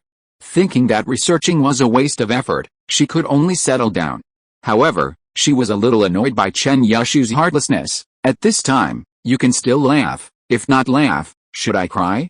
Even if I die, I can't die of depression. Chen Yushu was nonchalant. Sister Yao, let's talk. Chu Mengyao was stunned. After hearing what Chen Yushu said, she felt much more cheerful. Chen Yushu was right. Even if she died, she couldn't die so depressed, right? It would be better to wait for death happily. Besides, she might not die. Okay, what should I say? Chu Mengyao asked. Let's talk about what's really going on. Chen Yushu took Chu Mengyao's hand. Sister Yao, we haven't shared a heart-to-heart in ages. We used to have no secrets between us. What do you mean by no secrets? You tricked me into telling you everything. Chu Mengyao bristled at the mention of this. Her best friend might seem silly, but she was actually quite clever, constantly tricking her into revealing her innermost thoughts, yet she kept quiet. Hey, we're both going to die anyway, so it's okay to talk about it now. Chen Yushu gave a dry laugh and said, Sister Yao, what do you think of Arrow, Lin Yi? What, you like him? Chu Mengyao asked. Oh, Sister Yao, we're both going to die, and you're still like this? What's the point? I know you like Arrow, right? Chen Yushu blinked, but then remembered that Chu Mengyao couldn't see, so her expression was wasted. Also? You like him too? Chu Mengyao caught Chen Yushu's slip of the tongue. If you like him, then I have to like him too. I'm destined to be a concubine for the rest of my life anyway, Chen Yushu said matter-of-factly. I don't know if I like him or not, Chu Mengyao sighed. This was the first time she had seriously discussed Lin Yi with Chen Yushu. Because I don't know what it means to like someone. Oh, I don't know. I just think Wrigley is nice. Not as boring as other guys, Chen Yushu continued to coax Chu Mengyao. Well, sometimes I find him annoying, and sometimes I'm a little worried about him. Chu Mengyao said this, not sure if she was talking to Chen Yushu or to herself. This guy is really annoying. He has two beautiful women like us at home, and yet he still goes after Tang Yun. Sister Yao, are you jealous? Chen Yushu asked. I don't know. Anyway, seeing him with Tang Yun makes me uncomfortable. Chu Mengyao shook her head. Oh, do you like him? Chen Yushu asked. It doesn't matter whether you like it or not. I'm going to die anyway, so I'm just saying it casually. Chu Mengyao laughed at herself and said, Xiaoshu, do you think I'm really that difficult for people to approach? Chapter 562. Is he going to die? No, I think Sister Yao is the best. Chen Yushu waved her fist. Don't worry, Sister Yao, I will definitely help you win back Brother Arrow's heart. You're about to die. What are you trying to win back? Chu Mengyao smiled and said, Xiaoshu, do you regret not having anything happen with Lin Yi? Now you're dying, it's too late. No, there will be opportunities in the future anyway. Chen Yushu suddenly realized that he had let the cat out of the bag and quickly closed his mouth. Xiaoshu, what are you talking about? Chu Mengyao was very smart and she immediately heard that something was wrong with Chen Yushu. Are you hiding something from me? Actually, before I came here, I sent Brother Arrow a text message, telling him that we came to Xuanyuan Mountain, and if he found out that we were missing, he would definitely come back to save us. Chen Yushu saw that she was exposed by Chu Mengyao, so she couldn't hide it anymore. She stuck out her tongue and said the life-saving trump card. Ah! You idiot Xiaoshu, why didn't you tell me earlier? You made me worry. You scared me to death. Chu Mengyao leaped up in anger and grabbed Chen Yushu's neck.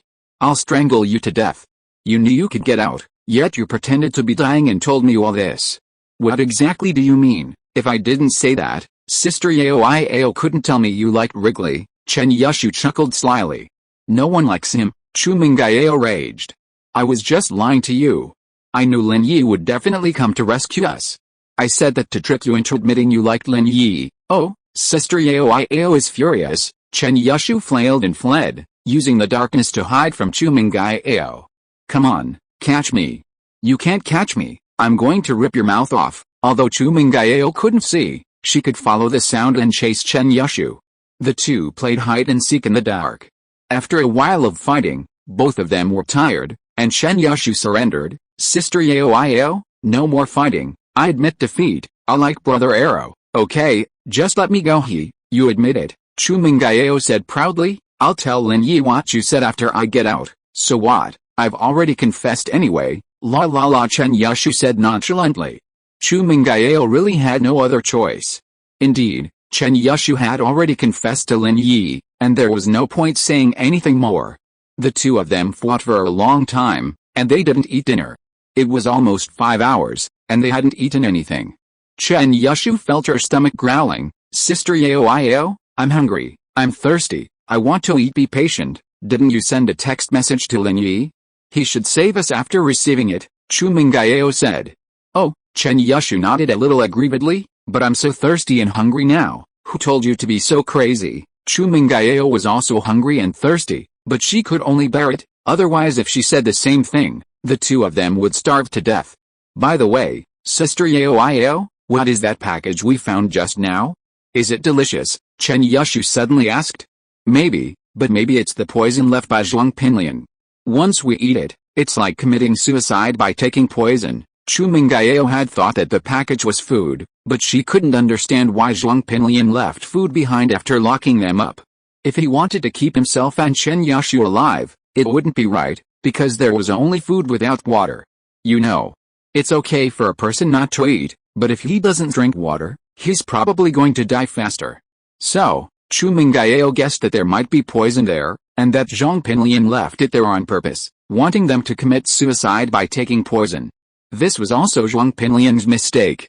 He had been too simplistic, not considering the issue of water, assuming that Chu Mengyao and the others would survive with food. Oh, then I won't eat, Chen Yushu was startled, quickly dismissing the thought. But I still want some water and something to eat. Okay, Xiaoshu, let's get some sleep. We won't be hungry or thirsty when we're asleep. Although Chu Mengyao was also ravenous and thirsty, she had to act like a sister and comfort Chen Yushu. Didn't you say Lin Yi would definitely come to rescue us? Oh, okay then. Chen Yushu closed her eyes. Chu Mengyao sighed softly. It must be night now, because the peephole in the security door was completely dark. Chu Mengyao remembered clearly that the security door faced the cave entrance. If it were daytime outside, she would definitely be able to see what was happening outside. Time passed by, the two girls cuddling together. Gradually, Chu Mengyao heard Chen Yushu's even breathing and knew she had fallen asleep. Chu Mengyao, tired, fell asleep too. When the two woke up again, a glimmer of light was already visible through the cat's eye, and outside the cave, it was daylight. Of course, they weren't awakened by this faint ray of light, but by a thirsty mouth. They hadn't had a drop of water in over 10 hours, and both were terribly thirsty.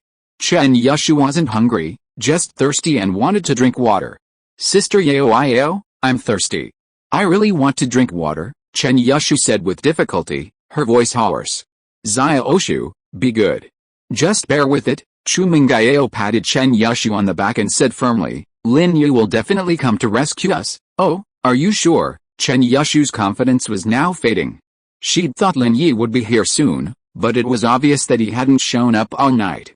She didn't know what time it was, but it was definitely the next day. Well, if he doesn't come, I'll fire him, Chu Mengyao said soothingly. Chen Yushu wanted to say, if he doesn't even come, how can you fire him? But in her heart, she was also hoping that Lin Yi would come. This was the last straw, and she didn't want to let her hope be dashed. Sister Yao, am I going to die? Why do I feel like I don't have any strength in my body? I just woke up and want to sleep again. Chen Yushu struggled weakly to hold Chu Mengyao's hand. No, you are just too hungry, that's why you have no strength. Chu Mengyao shook her head. Oh, then I'll sleep for a while. Chen Yushu closed her eyes, but she was sleepy and tired, and she just couldn't fall asleep. Her stomach was rumbling, and her throat seemed to be smoking. Chu Mengyao was also very uncomfortable, but she knew that Xiaoshu no longer had the confidence she had before. At this moment, she couldn't despair. If both of them despaired, then it would really be over. Chapter 563 The Fierce Chen Yushu. Sister Yao, what's the first thing you're going to do when you get out? Chen Yushu couldn't sleep and started talking again. I don't know, but I know if you keep talking, I'll get even thirstier, Chu Mengyao warned. You'd better keep your mouth shut. Oh, Sister Yao, my lips are all cracked. Do you have lipstick? Chen Yushu continued talking. No, Chu Mengyao said. I told you not to talk, why didn't you listen? Chen Yushu finally shut up. The two of them slept when they were sleepy, woke up when they were hungry, and the jet lag was a mess. When they opened their eyes again, the light in the cat's eye was gone, clearly night. Sister Yao, I'm really going to die. Do you think Brother Arrow didn't get the text? Chen Yushu was a little desperate. No, he definitely did. Chu Mengyao was also a little panicked, but she still forced herself to remain calm. No, I know we're going to die, Sister Yao. I can't hold on any longer. Chen Yushu closed her eyes. Xiaoshu, be good. Lin Yi will definitely come, Chu Mengyao consoled with a guilty conscience. If he comes, ask him to take my body back. I don't want to be exposed in the wild, Chen Yushu murmured.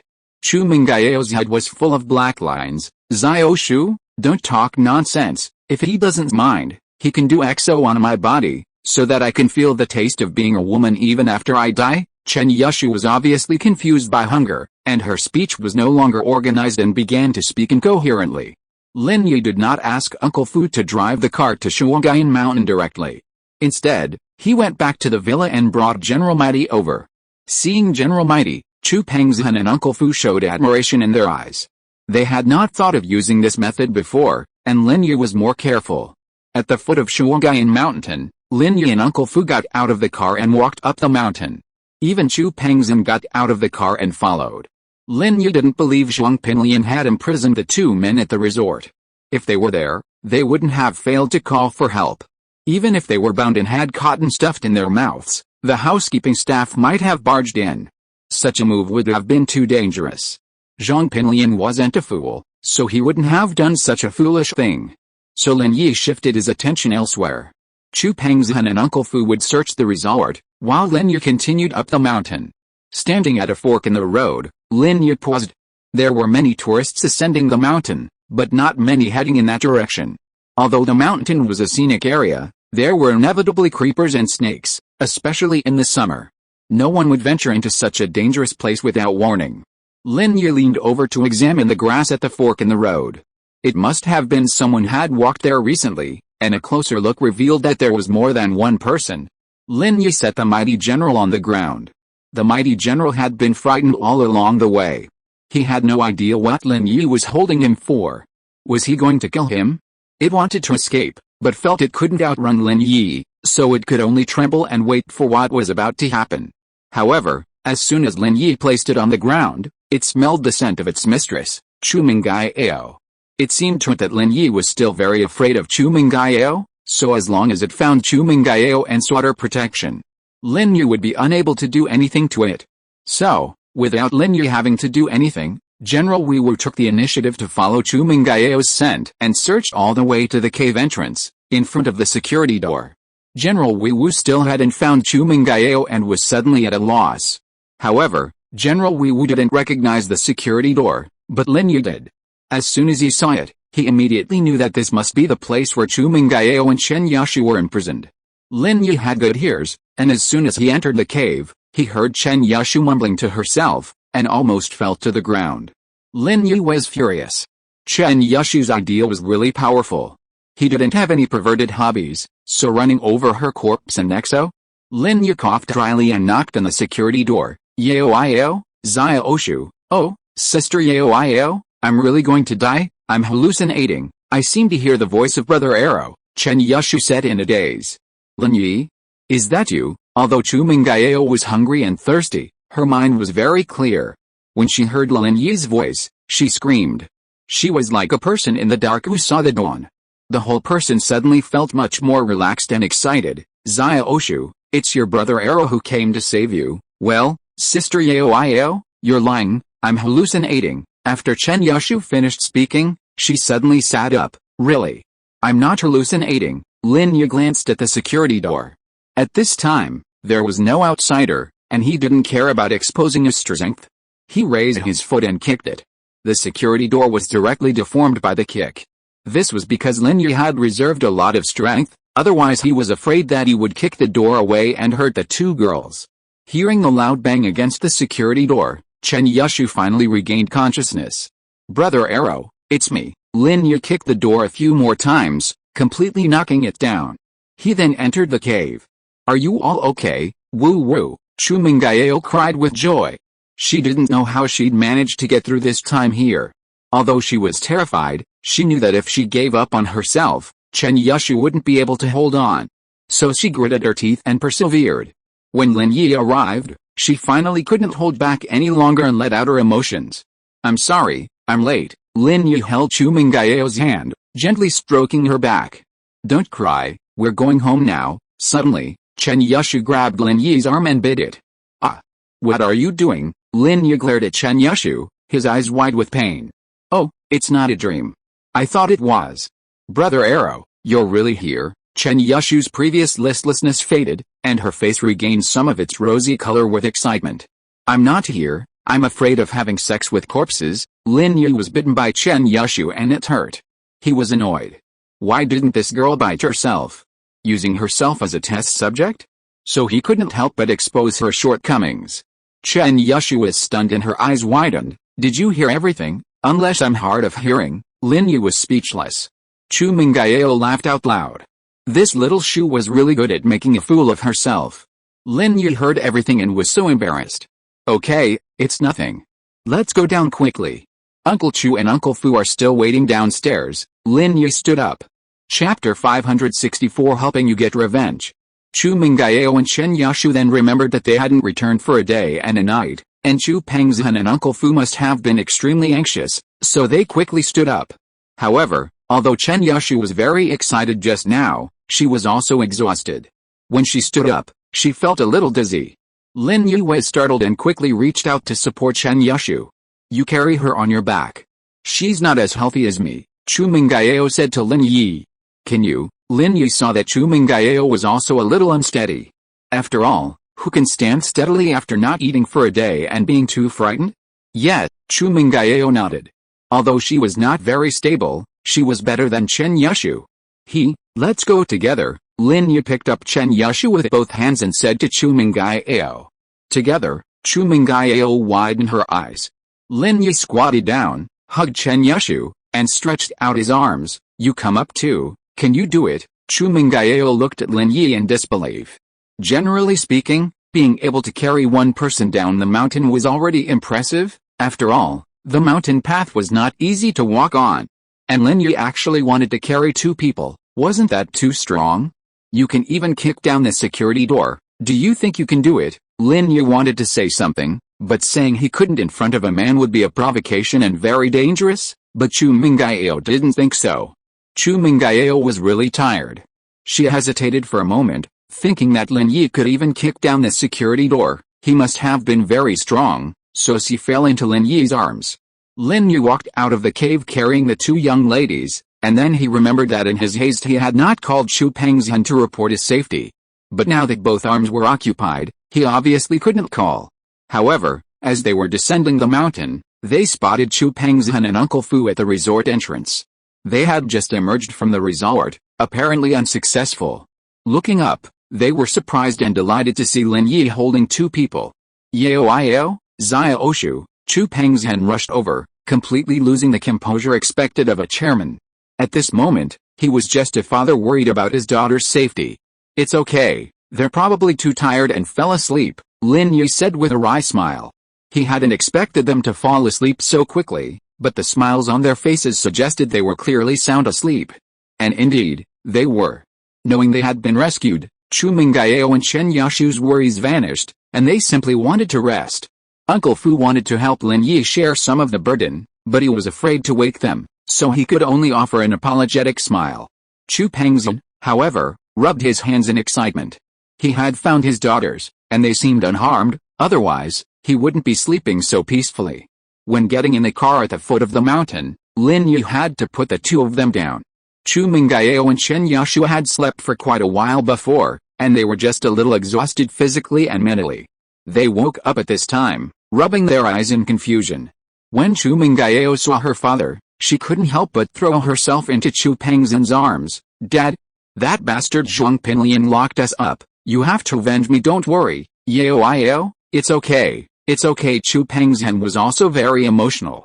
This was the first time his daughter had suffered such a big injustice since she was a child. However, Chu Mengyao had someone to talk to, but Chen Yushu didn't. She was also aggrieved. She looked at Chu Mengyao, who threw herself into Chu Pengzhan's arms, turned her head to look at Lin Yi, and threw herself into Lin Yi's arms. Brother Arrow, you have to help us get revenge. Chen Yushu just wanted to seek comfort, but didn't have any other thoughts. She just hugged Lin Yi simply. Lin Yi patted Chen Yushu's shoulder comfortingly. Even without Chen Yushu, Lin Yi wouldn't let Zhong Pinliang go, But his method would be more roundabout. Since Chu Pengzhan didn't want to escalate the conflict, Lin Yi planned to shift the conflict to someone else. Back at the villa, Lin Yi comforted Chu Mengyao and Chen Yashu for a few words before returning to his room. He still had to deal with Zhong Pinliang. He used his computer to intercept a portion of the recording from the recorder and called Xuanyuan. Xuanyuan answered immediately, "Brother Lin Yi," and Xuanyuan had never expected Lin Yi to call him on his own initiative. Although he had previously given Lin Yi some funds for the case, he wasn't sure if Lin Yi could help him find out about Chu Mengyao. In Xuanyuan's opinion, Lin Yi wasn't that easy to deal with. "Brethren, it's me," Lin Yi said. "Do you have time now?" "Now? What's the matter?" Xuanyuan was out drinking with Su Taizao and didn't know what Lin Yi meant by calling at this moment. "Brethren, I lived up to everyone's expectations. After countless hardships, I finally found out some things about Chu Mengyao at school.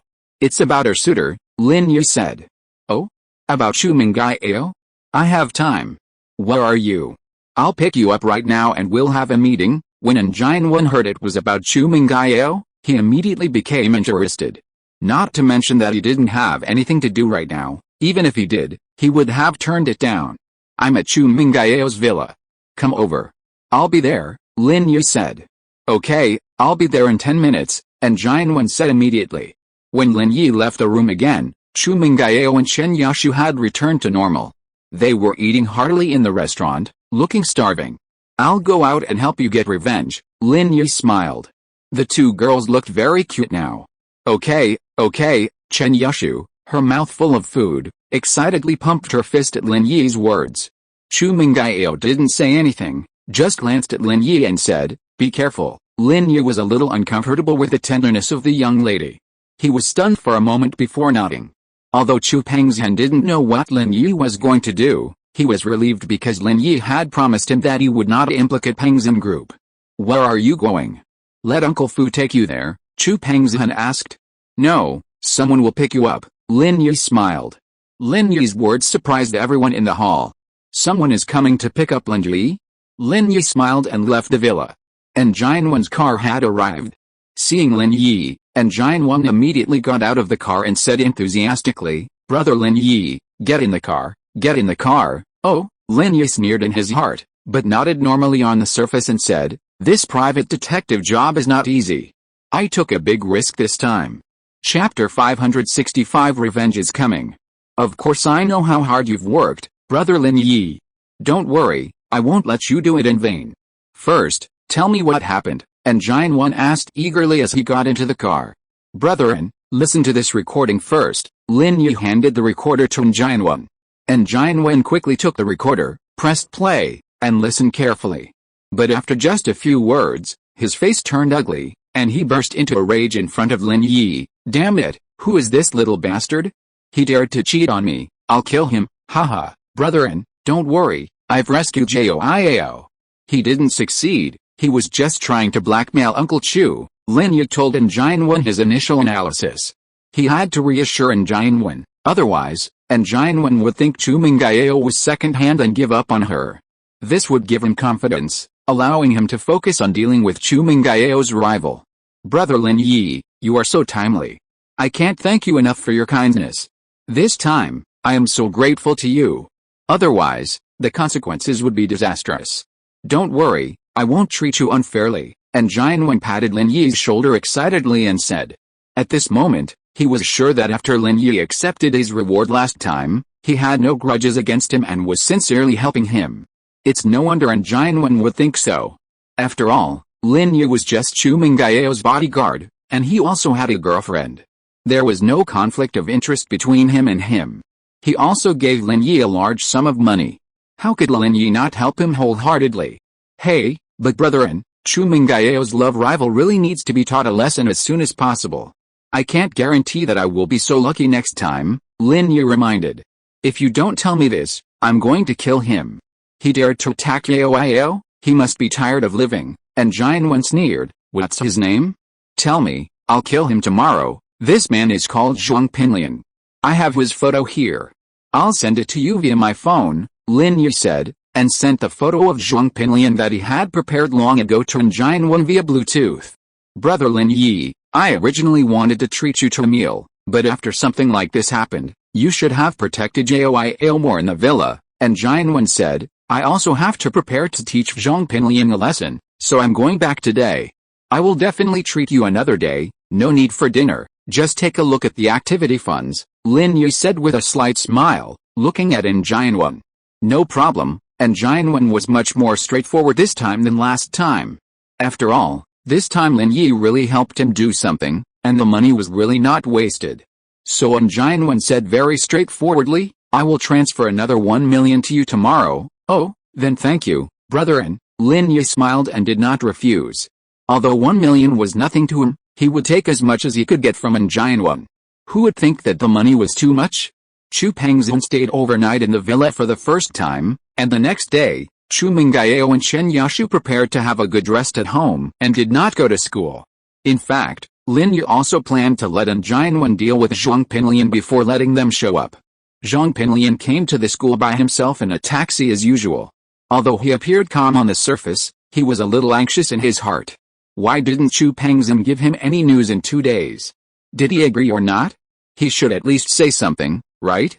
After getting out of the taxi, Zhong Pinliang was about to walk back to the school when he was stopped by 4 burly men. One of them asked, Zhong Pinliang, right, what do you want? Zhong Pinliang was startled. He didn't know what these 4 men wanted from him, but it was obvious that they were up to no good, so he instinctively wanted to escape. However, the 4 men surrounded him from all sides, leaving him with no way to escape. The man who was questioning carefully compared the photos in his hand and nodded to the others.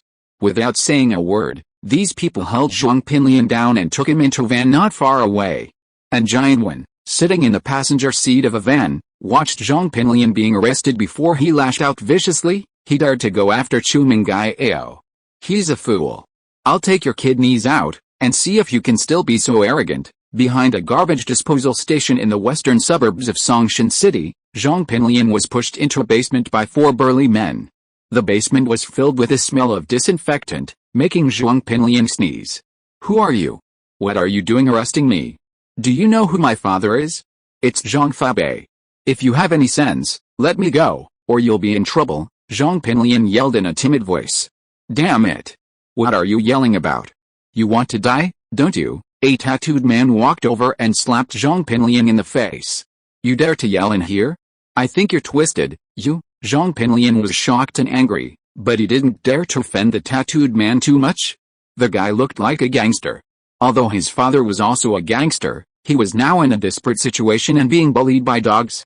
Who knew if these people wanted him dead? Take him in first and examine him, the tattooed man waved to the 4 strong men, and they led Zhong Pinliang into a room. The tattooed man turned and walked into another room. And Jianwen was sitting there, fiddling with a sharp scalpel with a gloomy look. Brother Wen, do you want to do it yourself? The tattooed man asked respectfully. Yes, I'll do the first incision later. I'll give him the anesthetic that will keep him conscious but unable to move. I want him to remember this lesson. Let's see if he dares to touch my woman again, and Jianwen said coldly. Brother Wen, he just said his father's name is Zhong Fabei, the tattooed man said carefully. Zhong Fabei? What does he do? And Jianwen asked. He's a big gangster in this city. He owns an entertainment city and a big hotel. The tattooed man introduced Zhong Fabei's background. What a mess. Do we even need to mention such a person? And Jianwen lost interest immediately when he heard that he was just a gangster. He waved his hand and said impatiently, go and take care of it. Yes, seeing that Jianwen didn't care about Zhong Fabei's background at all, the tattooed man didn't say anything and turned around to make arrangements. After Zhong Pinliang was injected with an unknown drug, he felt that he had no strength left in his body and fell directly on the bed. Chapter 566. You remember this. But he still had feeling, consciousness, and could see the people in front of him clearly and hear what they were saying. Yet, he couldn't move or speak. His eyes were fixed, barely moving them. He wanted to call for help, but he couldn't. A moment later, Zhong Pinliang was wheeled onto the operating table. Terrified, he wanted to scream, to resist, but he couldn't. He was conscious, but his body wasn't controlling him. Brother Wen, get ready. You can operate, the tattooed man said respectfully to Jianwen. And Jianwen entered the operating room, scalpel in hand. Looking at Zhong Pinliang on the table, A sinister glint flashed in his eyes. "In Songshan City, if you dare to steal my woman, I'll teach you a lesson," he asked. "How do you do it?" And Xuanyuan strode over, scalpel raised, ready to operate. Zhong Pinliang's eyes were filled with panic. He didn't know what the man in front of him was going to do. The sight of him holding the scalpel made him think he was going to kill him. How had he managed to provoke such a powerful man? He wanted to call for help, but couldn't. Zhong Pinliang tried to close his eyes, but his eyelids wouldn't let him. "Brother Wen, just make one cut here, about this long," a masked doctor explained to Xuanyuan. "I understand," and Xuanyuan nodded. A larger wound didn't matter to him, it would just require a few more stitches. As for Zhong Pinliang's pain, the more pain, the better. The doctor was a ruthless killer, so he wasn't nervous at all, nor did he worry that Xuanyuan would kill him. After all, at least 8 out of 10 people had died on the operating table. Damn it. Remember this. There are some people you can't touch. If you dare touch Chu Mengyao again, I'll kill you, and Xuanyuan glared at Zhong Pinliang fiercely. "This time, I'll cut off one of your kidneys as a lesson. Next time, I'll cut off your head." Zhong Pinliang finally understood that the man before him was seeking revenge for Chu Mengyao. But when had Chu Mengyao ever known such a ruthless person? Could it be that they were sent by Chu Pengzhan? Zhong Pinliang wanted to shout "you dare," but this was just his fantasy, he couldn't say a word at all. Swish and Xuanyuan ignored Zhong Pinliang and didn't want to listen to his explanation at all. He just used a scalpel to make a big cut on Zhong Pinliang's body. Zhong Pinliang's face twitched with pain, but he had no way to do anything. "Remember this. If you dare to touch Chu Mengyao again, it won't be so easy next time." After saying that, and Xuanyuan threw the scalpel aside and turned to walk out of the operating room. He wanted to continue to operate on Zhong Pinliang, but he was afraid of damaging the kidney. A kidney can be sold for hundreds of thousands. This is money. The operation did not require anesthesia, which made Zhong Pinliang very painful. If the kidney was removed without anesthesia, Zhong Pinliang would definitely die. After Xuanyuan left, the doctor gave Xuanyuan anesthesia, and soon, Zhong Pinliang knew nothing. The doctor's technique was quite skillful. He directly cut off one of Zhong Pinliang's kidneys, and then asked the tattooed man to drop him off at the gate of the First People's Hospital, and then walked away. If Xuanyuan hadn't been afraid of making a big deal out of it, he would have wanted to kill Zhong Pinliang directly. Zhong Fabei received a call from the hospital and heard that his son had had one of his kidneys cut off. He immediately flew into rage and rushed to the hospital. His son had already woken up in the hospital bed. Zhong Fabei was shocked and angry. In Songshan City, there were still people who dared to do this to their own son. Did they want to die? Zhong Pinliang burst into tears when he saw his father coming. Having one of his kidneys cut off for no reason was simply a disaster from heaven. He also knew that after a kidney was cut off, the health of the human body would be affected. It was hard to say whether he could be a normal man in the future. This made him feel very wronged. The most important thing was that no one knew who did it. "Dad, you have to avenge me. I lost a kidney for no reason. This is so unlucky," Zhong Pinliang sobbed. "Who did it? Damn it, if I find out, I'll kill his whole family." Zhong Fabei was also furious. Zhong Pinliang was his only son, how could he be angry? "I don't know either. They pushed me onto the operating table, gave me anesthesia, and then cut out my kidney," Zhong Pinliang cried, "but the person who operated on me said it was because of Chu Mengyao, and asked me to stay away from Chu Mengyao in the future." "Oh? Chu Mengyao?" Zhong Fabei was stunned. "Could it be Chu Pengzhan who did it? That's not right. Even if you were chasing his daughter, he wouldn't have cut out one of your kidneys. I think it must be him. Even if it wasn't, it has something to do with him." Zhong Pinliang wanted to hide it, but after hesitating, he told his father what he had done before. Zhong Fabei's face suddenly became very ugly after hearing it. Zhong Pinliang is too bold, isn't he? He dared to kidnap Chu Mengyao? And he dared to blackmail Chu Pengzhan? Originally, Zhong Fabei wanted to seek revenge on Chu Pengzhan when he heard that it was Chu Pengzhan who did it, but this time, after hearing Zhong Pinliang's explanation, he fell silent again. After all, he was in the wrong first in this matter, and it was natural for others to retaliate, but the means of revenge were a bit too cruel. It would be fine if he beat him up and broke his legs, but that was cutting off a kidney. Although he had just established a relationship with Bing Xiao in the past few days, Zhong Fabei was no match for Chu Pengzhan based on his personal strength. Now, he could only discuss with Li Chihu to see if he could help him. After all, he worked for him. His son's kidney was cut off, he couldn't just ignore it, right? So, Zhang Fabei kept Zhong Pinliang in the hospital. In order to reassure his son, he told him to focus on the treatment. Losing a kidney was nothing, at least he wouldn't die. Zhong Pinliang naturally knew that losing a kidney wouldn't kill him, but he couldn't just ignore it, right? His health will definitely be worse than before, and he won't have the energy to pick up girls. This made Zhong Pinliang feel sad, but at this point, sadness is useless, and revenge is the most important thing. Zhang Fabei and Li Chihua are in their honeymoon period, so when Zhang Fabei called to ask for a meeting, Li Chihua happily agreed, and the location was set at the Jelly Fuyan bar. Brother Zhang, why did you suddenly come to see me so early in the morning? Zhang Fabei came to the bar, and Li Chihua was able to get up to greet him, which was already giving Zhang Fabei enough face. Zhang Fabei was stunned. It was noon, why was it still early in the morning? But considering that Li Chihua was a bar owner and usually went to bed in the late night, it was not an exaggeration to say that this was morning. If you're listening to this novel on a channel other than Fanfic World, it means they downloaded and uploaded it without effort. We cordially invite you to visit our channel, Mundo Fanfic Novelis. There you'll find the original version of this story and you can explore many other novels of various genres. We're waiting for you to immerse yourself in a world of incredible novels. Chapter 567, Kang Xiaobo's Family Trouble. Brother Chihua, is young Master Bing here? Zhang Fabei felt relieved when he saw Li Chihua being so enthusiastic towards him. It seemed that there was still hope for his own cause. Young Master Bing was fighting with 3 girls until midnight last night and he still didn't get up, Li Chihua said casually. Zhang Fabei was now considered one of his own, so Li Chihua didn't hide anything. Young Master Bing is really awesome. We can't even compare to his fighting ability. Zhang Fabei gave a thumbs up and flattered without revealing anything.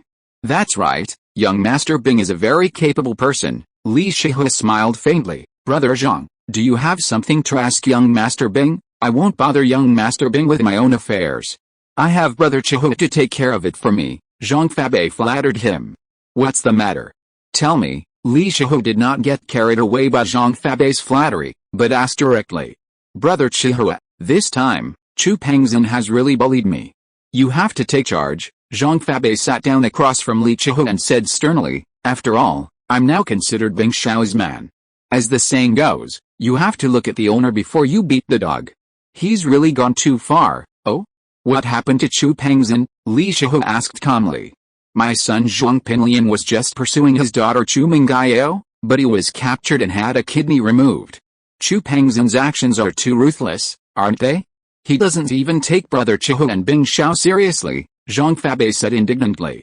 Wait, what did you say? Remove a kidney? Li Chihua was stunned. If it were anything else, blaming Chu Pengzhan for this might be possible, but removing a kidney is a bit too far-fetched, isn't it? Moreover, when Zhang Fabei mentioned kidney removal, Li Chihua thought of someone else. Are you sure it was Chu Pengzhan? We don't have proof yet, but it's definitely true, Zhang Fabei cried.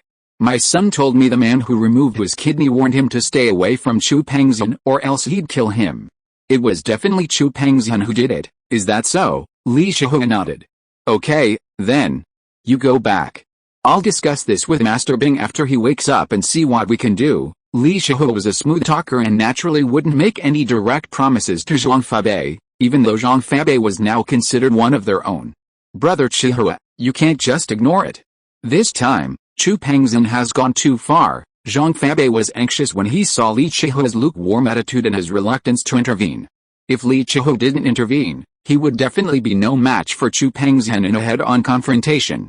I see. If Chu Pengzhan really ordered this, young Master Bing will definitely take care of it for you, Li Chihua said calmly, but the implication was that if it had nothing to do with Chu Pengzhan, then there was nothing that could be done. Young Master Bing had been coveting Chu Pengzhan's family property for a long time. Even if Zhang Fabei hadn't gotten involved, young Master Bing would have dealt with Chu Pengzhan, so it would be better to do him a favor now. Okay, then I'll go back and wait for good news from young Master Bing and Brother Chihua. Zhang Fabei knew that it was useless to say anything at this moment, as everything would have to wait until young Master Bing woke up. A big thing happened in Kang Xiaobo's family recently. Someone came to the family's tea house to cause trouble. Kang Xiaobo had wanted to find Lin Yi, but Lin Yi had gone to Yanjing and it was unknown whether he had returned. Kang Xiaobo didn't want to disturb Lin Yi, so he had to bite the bullet and deal with it himself. Kang's father was an intellectual who had been doing business honestly and his business was pretty good. So, even if Kang Xiaobo's family wasn't a wealthy family, they were at least well off. But all this peace was shattered. Ever since another tea house and leisure club opened across from Kang Xiaobo's tea house a month ago, the Kang family tea house has been in a state of rest. The Kang family tea house has been open for years and is a well-established establishment in the area, so it attracts many visitors. Naturally, the new tea house doesn't have as many customers as Kang Xiaobo's. The tea house owner, Zhang Baji, then developed a sinister motive and recruited some underworld thugs to harass the Kang family tea house daily, putting a damper on their business. Although the Kang family tea house is a well-established establishment, it couldn't handle the constant barrage of thugs shouting and yelling inside. Tea houses are supposed to be elegant places, mostly frequented by couples and business people. Who could tolerate these thugs playing cards and gambling inside? Unfortunately, despite their shouting, these thugs weren't doing anything else. Even if Kang's father wanted to call the police, they couldn't do anything about it. They were customers, coming here for tea, just one pot of tea for the day. As for playing cards, the tea house originally provided free chess and card services, but these people played too intensely and the noise was a little loud. To put it bluntly, they are consumers, don't worry about what they do, they are spending money to consume. So Kang's father knew that he had offended people, but he didn't get angry at all. Seeing that the performance of the tea house was getting worse and worse, Kang's father had no choice. The money these gangsters spent on tea was not enough for daily expenses. After holding on for a month, Kang's father really couldn't hold on any longer and wanted to change the status quo, but he didn't expect the other party to come to his door. However, Zhang Baji didn't come alone. He came with a big shot in Songshan city. Kang's father had also heard of the name of this big shot. When he saw him coming with Zhang Baji, he knew what had happened in his tea house before. Boss Kang, we are in the same business. Although we have never met, I have heard of you for a long time. As soon as Zhang Baji came in, he greeted Kang's father enthusiastically. Come, let me introduce you to a friend. This is Boss Zhu from Xiandi Entertainment Company, and this is his eldest son, Zhu Ruoguang, who is a famous figure in our North District. If Boss Kang has any trouble in the future, you can find him. They are close friends. As he said this, Zhang Baji raised a thumbs up, which made Kang's father frown. Wasn't this a clear threat to him? However, facing these people, Kang's father did not have any temper at all. He was not a child anymore and knew the rules of society. If they were powerful, they were clearly bullying him. What could he do to them? Boss Zhu, Boss Zhang, I wonder what you two are doing here? Are you here for tea or to discuss business? Although Kang's father was annoyed, he knew that he could not afford to offend these people. So he spoke neither humbly nor arrogantly. Fuck you, what two of you? I'm here, can't you see? Or are you calling me a beast? Zhu Xiandi and Zhang Baji didn't say anything. Zhu Ruoguang on the side got angry first. He slammed the table, pointed at Kang's father and started cursing, shaking a set of JDZ porcelain on the table to the ground and smashing it into pieces. Chapter 568, Forced Purchase and Sale. A flash of anger flashed in Kang's father's eyes, but he knew very well what the consequences would be if he went against these people. At this moment, he could only swallow his anger and said with a forced smile, Brother Zhu, don't be angry, that's not what I meant, brother? What do you mean by brother? What's so young about you? You old bastard, you look down on me, don't you? Zhu Ruoguang slapped Kang's father in the face, leaving 5 red marks. Kang's mother heard the quarrel and ran out. Seeing her husband being beaten, she was immediately angry. Who are you? Making trouble here? Kang's father was immediately startled when she saw Kang's mother come out. He quickly winked at her. Could they afford to offend these people? He smiled and introduced them. This is Mr. Zhang, this is Mr. Zhu, and this is Brother Zhu. Kang's father didn't dare call Zhu Ruoguang Brother Zhu anymore. He could only call him Brother Zhu. Although it was very infuriating to be called brother by a young man who was much younger than him and not much older than his son, there was nothing he could do. Old Kang, what are you doing? Are they here to cause trouble? Call the police now. I don't believe they can be more powerful than 110. Seeing his father being so humble, Kang's mother was immediately anxious. Ho ha, Zhu Xiandi laughed. Call the police? Call them. I want to see what they can do to me. We are customers, here for tea. You hit people, Kang's mother said, pointing at Zhu Ruoguang. Hit people? Did I hit them? Did you see that? Old man, did I hit you? Zhu Ruoguang asked, glaring at Kang's father. No, no, Kang's father knew that calling the police wouldn't do anything to these punks. They didn't do anything to you, just a slap in the face. It wasn't even a simple public security issue. But after the police left, you'd be in trouble. They'd come to harass you every day. Kang's mother was stunned, and immediately realized that these people were no ordinary tea drinkers. To terrify her husband to this extent, they must be very important. However, she didn't know their identities, so she looked at Kang's father with some confusion. Kang's father sighed, walked over, and whispered, Mr.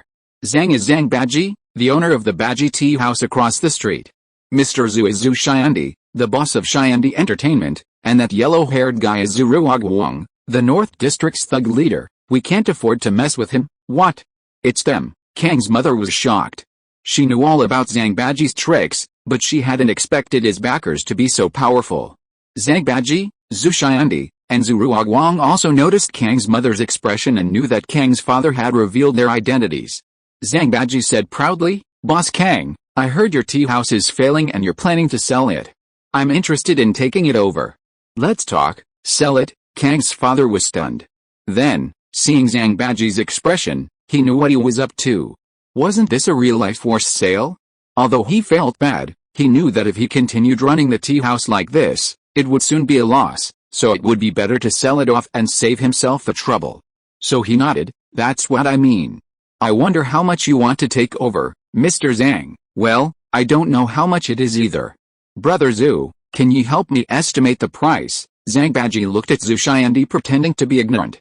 Kang's father and Kang's mother suddenly felt a chill in their hearts. Zhang Baji himself ran a tea house, so he didn't know how much a tea house cost. Who was he trying to fool? But his attitude was obviously to let Zhu Xiandi set the price, so that they didn't dare to bargain. I see that the retail space on this street is about 11,000 yuan per square meter now. Your upstairs and downstairs are also 200 square meters. I'll give you a fixed price, and make it a round number, 2 million, Zhu Xiandi said lightly. What? Kang's father looked at Zhu Xiandi in astonishment. It's true that the retail space on this street is 11,000 yuan per square meter, but that is the building area. The tea house he owned had a usable area of 200 square meters, but a construction area of nearly 300 square meters. It would cost at least 2.7 or 2.8 million yuan. And that was just the price of the house. The decoration, tea sets, and inventory of precious teas were worth at least 1 million yuan. Someone had once wanted to sell the tea house and offered Kang's father 4 million yuan, but he refused. And now Zhu Xiandi cut it in half? Haha, Dad, that old man was stunned by your price. I told you, you're too high. This shabby tea house is only worth 1 million yuan at best, Zhu Ruoguang interrupted. Uncle Zhang runs a tea house. He knows the price. Am I right? Whatever Mr. Zhu said, that must be the price? Zhang Baji nodded, then said, but since Brother Zhu has spoken, I can't give less. Let's say 2 million yuan. Boss Kang, what do you say? This house has a property certificate. The construction area is 280 square meters, and I'm still renovating it. How could Kang's father possibly sell the tea house for 2 million yuan? He thought that if this Zhang Baji also offered 4 million, he would just sell it, but 2 million, that was too much of a difference. You know, his family also lived in the tea house. If they sold the tea house, they would have to buy a new house. Now, even if they didn't buy a good location in the city, buying near Ningxi Road near the shanty town would cost more than 8,000 yuan per square meter. A house would cost at least 1 million. If they bought a house for 2 million, what would be left? Would the family still be able to live? How can you buy the decoration when you buy a house? Zhu Ruoguang spoke again. Are you stupid, old man? Haven't you heard? The money for decoration is all lost money. Who buys a second-hand house to watch you decorate it? This, Kang's father was choked by Zhu Ruoguang's words and couldn't speak. He didn't dare to refute. After all, Zhu Ruoguang was the leader of the gangs. If he got angry, he would hit people. He didn't dare to provoke him.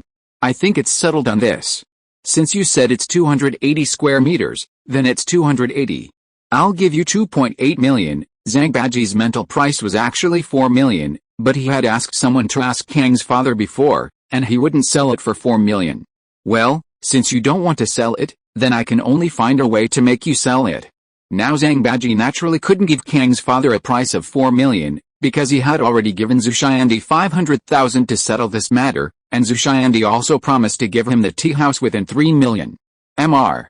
Zhang, business must also be fair. Someone offered me 4 million for this tea house a while ago. Kang's father was not very good at negotiating business, and he immediately revealed his trump card. How about you also give me 4 million, and I will sell it. Chapter 569. My boss is Lin Yi. Zhang Baji sneered in his heart. What were you doing before? I gave you 4 million but you didn't sell it, but now you want to sell it? But it's too late. The highest I can offer is 2.8 million. If you don't sell it, then I have no choice. You can sell it to someone else for 4 million, Zhang Baji said lightly. However, with the current business situation of your tea house, I'm afraid no one will buy it. Kang's father knew that Zhang Baji was threatening him. He was furious and waited for Zhang Baji with red eyes. This was not a matter of retreat and fear, but a matter involving the future life of the family. Kang's father also became tough. I won't sell it, you can't kill me, right? So he said, don't bully an honest man. I don't want to mess with you, but that doesn't mean I'm afraid, huh? Old man, did we bully you? Zhu Ruoguang looked at Kang's father with interest. You're not going to sell it, are you? We'll come here for tea every day from now on. Kang Xiaobo returned to his family's tea house after school and immediately noticed something was amiss.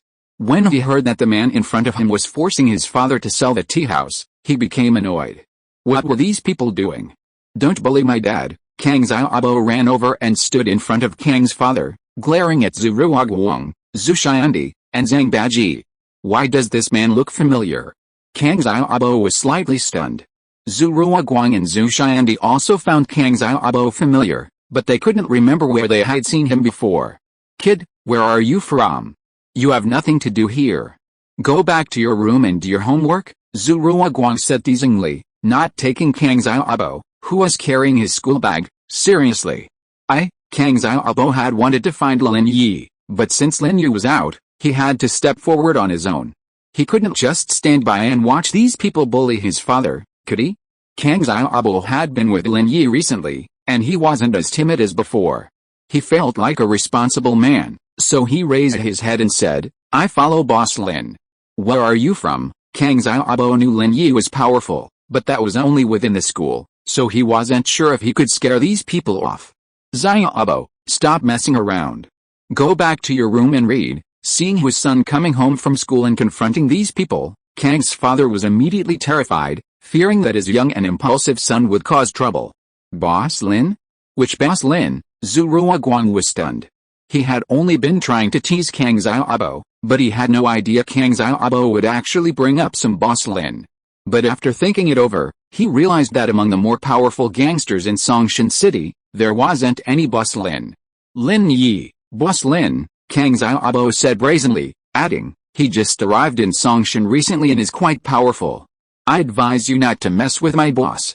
I'm his #1 subordinate, huh? Zhu Ruoguang, upon hearing Lin Yi's name, jumped up like someone had stepped on his tail. His face turned pale, and he turned to look at his father, Zhu Xiandi, in horror. Zhu Xiandi was also shocked. No way. Why is this Lin Yi haunting me? Is he everywhere? How did this #1 subordinate suddenly appear? But Zhu Xiandi, a man of great character, remained calm. Wondering if this guy was just talking nonsense, he quickly pulled out his phone and called his son, Zhu Ruiming. If Lin Yi had a subordinate, Zhu Ruiming would know. No matter what, he had to confirm whether this guy was bluffing. If Lin Yi didn't have this subordinate, Zhu Xiandi was determined to give Kang Xiaobo a beating. Who told him to scare people? The moment he heard Lin Yi's name just now, Zhu Xiandi was almost scared to death. Hello, Ruiming? Let me ask you something. Does that boss Lin Yi have any younger brothers? Zhu Xiandi didn't dare to disrespect Lin Yi, so he also called Lin Yi big brother. He was really afraid that the man in front of him was related to Lin Yi. Zhu Ruiming didn't know why his father called to ask this, but he still said, there is one, named Kang Xiaobo. He used to be a coward, but after following Lin Yi, he became arrogant in school. The surname was Kang. Kang's father called him Xiaobo just now. Zhu Xiandi also heard it. The kid in front of him was undoubtedly Lin Yi's younger brother. Zhu Xiandi didn't know how he hung up the phone. His face was filled with deep fear. In an instant, he finally remembered where he had seen Kang Xiaobo in front of him. It was in the hospital. It was that time when he was hospitalized and had a conflict with Lin Yi. Kang Xiaobo was also there. "Fuck your grandpa." Zhu Xiandi turned around and kicked Zhang Baji in the chest, causing him to fall flat on his back. His head hit the table leg and blood gushed out. However, Zhu Xiandi was still not satisfied and continued to kick him. Zhu Ruoguang on the other side also reacted and started to beat Zhang Baji. "Brother Zhu, young master Zhu, why are you hitting me?" Zhang Baji was stunned. What was wrong with the father and son of the Zhu family? Why did they suddenly go crazy? "Hit you? You almost killed me." "Fuck your grandpa, you didn't even listen carefully. He has a relationship with boss Lin Yi, and you dare to have any ideas? Why didn't I kill you?" Zhu Xiandi was so angry. "Aren't you harming others?" Lin Yi was already very annoyed by the recent things he did. Now he came to bully his little brother. Isn't he looking for death? A few days ago, Zhu Xiandi had been worried about bullying Tang Yun's younger brother's girlfriend, wondering if Lin Yi would come after him. Just when things had calmed down, he'd now provoked Lin Yi's younger brother again. How could he be so lucky? Why did he have to face all sorts of bad luck? This sudden turn of events left the Kang family stunned. The Kangs stared at the furious Zhu father and son in disbelief. Even more surprising was that their son's mention of Lin Yi's name immediately triggered the Zhu father and son to violently attack Zhang Baji. However, Kang Xiaobo finally understood that these two men knew Lin Yi, and not only did they know him, they were actually afraid of him. Otherwise, they wouldn't be so angry. Only after Zhang Baji was nearly fainted did Zhu Xiandi and Zhu Ruoguang stop. It wasn't because they were afraid of injuring him, but because they were tired. Both of them were big brothers, and the physical assaults were usually done by their subordinates. They rarely engaged in prolonged battles. The two men's main purpose for coming here today was to scare Kang's father, and they had no intention of resorting to violence. "Brother Kang, I'm sorry, it was a misunderstanding. Zhang Baji was asking for a beating. He tricked us into coming here, and it turns out he's up to no good. Luckily we caught him and stopped him in time, otherwise he might have done something else." Zhu Xiandi called Kang Xiaobo brother. And although it felt awkward, he had no choice but to call him that. Chapter 570 Breakthrough, Zhuan Level Master. Misunderstanding? "Who hit my dad?" Kang Xiaobo was now very arrogant. When he came in just now, he saw the five-finger mountain on his father's face, so this was his chance to vent his anger. "I did it, Brother Kang. It was an accidental injury, I'm sorry." Zhu Ruoguang had no choice but to stand up. "Your dad calls me Brother Kang, and you call me Brother Kang too? Your family's generation structure is really messed up." Kang Xiaobo finally found the opportunity to vent his anger. These people bullied his family, and he didn't dare to do anything before. But now he is Lin Yi's number one little brother, and he is also a very powerful person. Uncle Kang. I'm sorry. Please slap me, I really didn't mean to. It was an accidental injury." Zhu Ruoguang was also afraid of Lin Yi. When he heard that Kang Xiaobo was not happy, he immediately changed his words. "Dad, you should do it." Kang Xiaobo wanted to let his father vent his anger. Kang's father was in a very complicated mood at the moment. He was wondering what kind of powerful person his son's classmate was, and why the father and son of the Zhu family were so scared. But no matter what, he was very excited and refreshing. Zhu Ruoguang, who asked him to call him brother just now, has become his grandson in the blink of an eye. Because he calls his son uncle. However, Father Kang is not that kind of rough man, and he can't do anything, but he doesn't intend to let Zhu Ruoguang off easily. He said sarcastically, "Forget it, this little brother Zhu said he didn't mean it. I'm sorry, Brother Zhu, I was wrong again. It's not little brother, it's Brother Zhu." Gah. Zhu Ruoguang was scared and his face turned purple. He is still a fart brother. Isn't this an insult to himself? But after a moment of shock, he understood that Father Kang was really insulting himself. Zhu Ruoguang was not stupid either. He was so scared that he knelt on the ground with a plop. "Grandpa Kang, I'm not a brother at all. In front of you, I'm a grandson. A child. Don't argue with a child, Ruoguang. Since Brother Kang and Uncle Kang didn't do anything, just slap yourself in the face." Zhu Xiandi also wanted to calm Kang Xiaobo's anger, so he simply let himself hide himself. Yes, yes, Zhu Ruoguang slapped himself in the face, the sound resounding and clear. Brother Kang, Uncle Kang, I'm sorry. I'll give you an explanation for what happened this time. Don't worry, I'll make that level 8 tea house disappear. Zhu Xiandi had to give the Kang family an explanation if he wanted to escape. I was deceived by level 8 Zhang. I won't let this kid off the hook. Kang Xiaobo didn't want to keep them, so after hearing Zhu Xiandi's words, he sent them away. After Zhu Xiandi left, Kang's father and mother breathed a sigh of relief, but they kept asking Kang Xiaobo about Lin Yi. Kang Xiaobo didn't know much, only some brief tidbits about school. After 3 nights of recovery, Lin Yi's strength had returned to the late yellow rank, but he was still some distance away from his previous peak. In fact, by the 2nd night, Lin Yi had already reached that level, but by the 3rd night, his progress had stagnated, showing no improvement at all, which made Lin Yi somewhat depressed. On the 4th night, Lin Yi couldn't help but ask Jiao Yezi, Master Jiao, why is the energy in my body barely increasing? I don't know. Jiao Yezi's voice hit Lin Yi hard. Isn't it? Lin Yi broke out in a sweat. Well, you and I practiced different techniques, and I haven't practiced the Xuanyuan dragon taming art either. I can only answer some common sense questions. As for your progress and physical condition after practicing the Xuanyuan dragon taming art, I don't know, Jiao Yezi said bluntly. Okay, I'll just practice on my own. Lin Yi knew Jiao Yezi was right. It seemed he would have to figure things out on his own. Lin Yi sat cross-legged in the jade pendant space as usual, silently invoking the Xuanyuan dragon taming art's mental formula.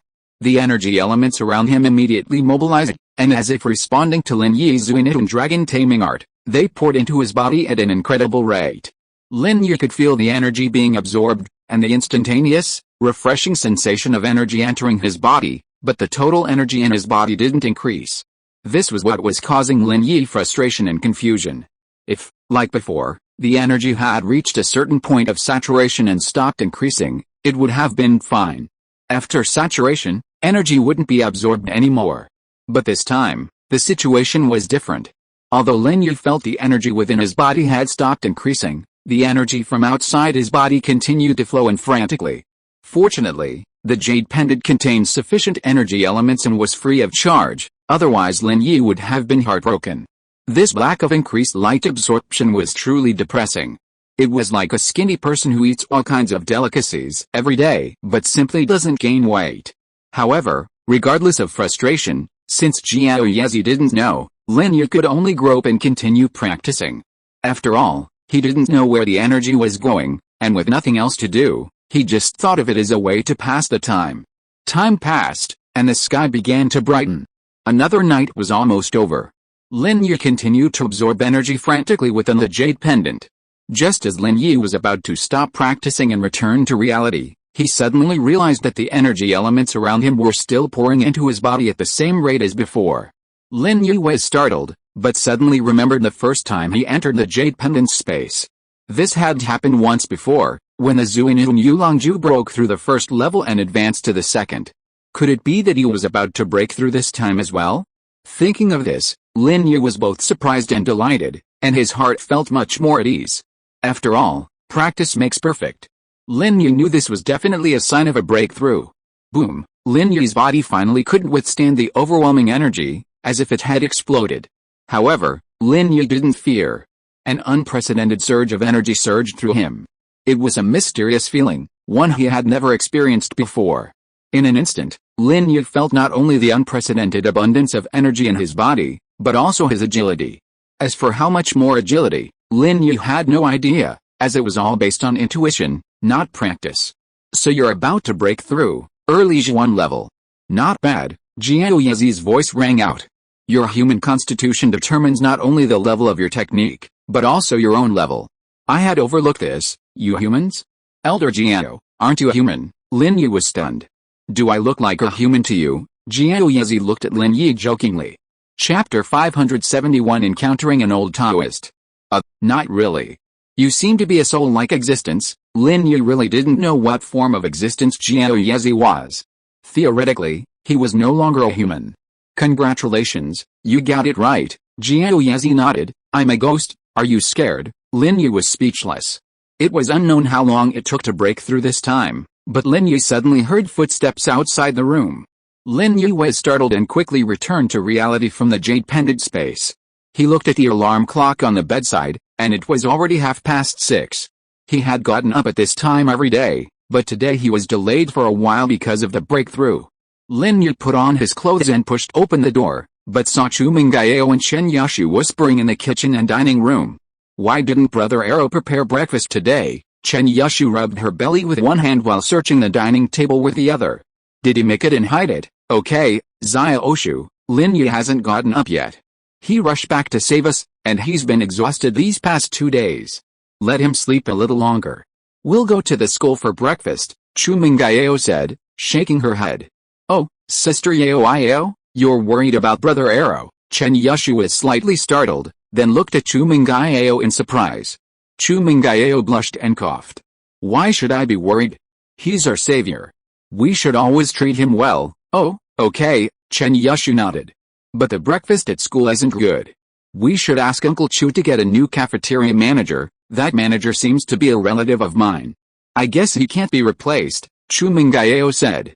Well, we're almost graduating anyway, so I won't be able to eat there much. Lin Yi stood at the doorway, a faint smile on his face. Oh, the eldest daughter is still like that, always carrying behind people's backs, but appearing cold on the outside. It's still early. I'll get you something to eat. Lin Yi walked out of the room and headed towards the kitchen. You're awake. Chu Mengyao was startled and widened her eyes. Did Lin Yi hear what she just said? Chu Mengyao felt a little shy and looked at Lin Yi fiercely. Why didn't you make any sound? Do you want to scare me to death? Lin Yi didn't say anything and went to the kitchen to get busy. Since he moved into the villa, Uncle Fu bought a lot of semi-finished products and put them in the villa's freezer. When Lin Yi opened the freezer, he saw some quick frozen dumplings. He took out a bag and put it in the steamer. Then he took out some fresh daylily and enoki mushrooms from the refrigerator's crisper compartment, washed them, cut them into sections, and then poured in pepper oil, salt, sugar, and chili peppers. After mixing them evenly, it became a pile of delicious pickles. Meanwhile, the dumplings were ready. Lin Yi quickly took them out of the pot and placed them on the table along with the pickles, saying, "All right, let's eat." Wow, you're worthy of being Brother Wrigley, you're amazing. Chen Yashu, already hungry, reached out to grab the dumplings. Zia Oshu, how can you eat like that? You just peed and didn't even wash your hands. Chu Mengyao stopped her. It didn't seem to go on my hands. Chen Yashu blushed. It seemed, Chu Mengyao asked. Just a little bit. I got it on my hands when I wiped it. Chen Yashu stuck out her tongue. Why don't you go wash your hands? Chu Mengyao glared at her. Then this dumpling is for you. Sister Yao. Chen Yashu was about to give it to Chu Mengyao. I don't want it. Chu Mengyao waved her hands repeatedly. Brother Wrigley, then I'll give it to you. Chen Yashu placed the dumplings on the plate in front of Lin Yi. Lin Yi was immediately furious. When Chen Yashu came back after washing her hands, Lin Yi was still staring at the dumplings in front of him, speechless. It wasn't that Lin Yi disliked Chen Yashu. On the contrary, he felt a strange excitement in his heart. However, Lin Yi's evil taste was not strong, so he couldn't bring himself to do it, let alone eat it. Throw it away. Chu Mengyao glanced at Lin Yi and said. I'm not hungry, you guys eat it. Lin Yi sighed.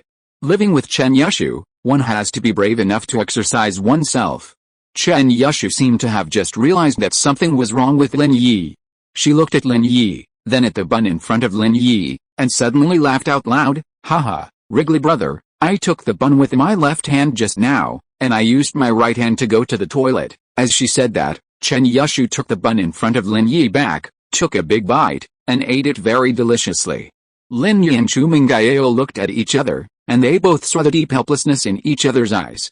After breakfast, Uncle Fu came to pick up Chu Mengyao and Chen Yashu to go to school, while Lin Yi drove his broken bread. Having just broken through the yellow rank and advanced to the Zhuan rank, Lin Yi was feeling quite elated. Zhuan rank masters were probably rare in the secular world, weren't they? Next time he saw Wu Gonggao, he wouldn't be afraid of him. External masters were always slightly inferior to internal masters. While the difference wasn't huge, it was still a gap. Lin Yi was feeling quite happy when he turned around and was startled. An old man had suddenly gotten into the passenger seat of the van, which had been occupied by only one person. He was dressed very fashionably in a t-shirt, jeans, sunglasses, and a slicked back hair. Holy crap, Lin Yi slammed on the brakes, stopping the car on the road. Who are you? He hadn't noticed how or when this old man had gotten in the car. His smug mood, which had initially slumped to the bottom, suddenly hit rock bottom. I am Mo Kongwen. The old man nodded to Lin Yi. Amitabha? Are you a Taoist or a monk? Lin Yi was a little puzzled. Who is this old man? Was he a master? But Lin Yi could not feel any energy fluctuations from him. Neither. The old man shook his head. Then you call yourself a poor monk? Lin Yi was stunned. No need to tell me your surname is poor monk. My name is Mo Kongwen, the old man said. Lin Yi was speechless. The old man was obviously talking nonsense. I don't know you. Get out of the car. The donor has too much resentment, and there is a bad omen on his head. It is an ominous sign, the old man said incessantly. Lin Yi reached out to open the passenger door, kicked the old man down, quickly started the car, and left quickly with a step on the accelerator. It turned out to be an old liar. Lin Yi had just breathed a sigh of relief when he heard someone knocking on the car window. Turning around, he saw Mo Kongwen sprinting outside the car, his hand reaching out to knock on the window. Lin Yi glanced at the speed of the car and his eyes widened. 60 miles per hour, how did this old man keep up? Donor, I can help you resolve the bad omen, the old man said as he ran.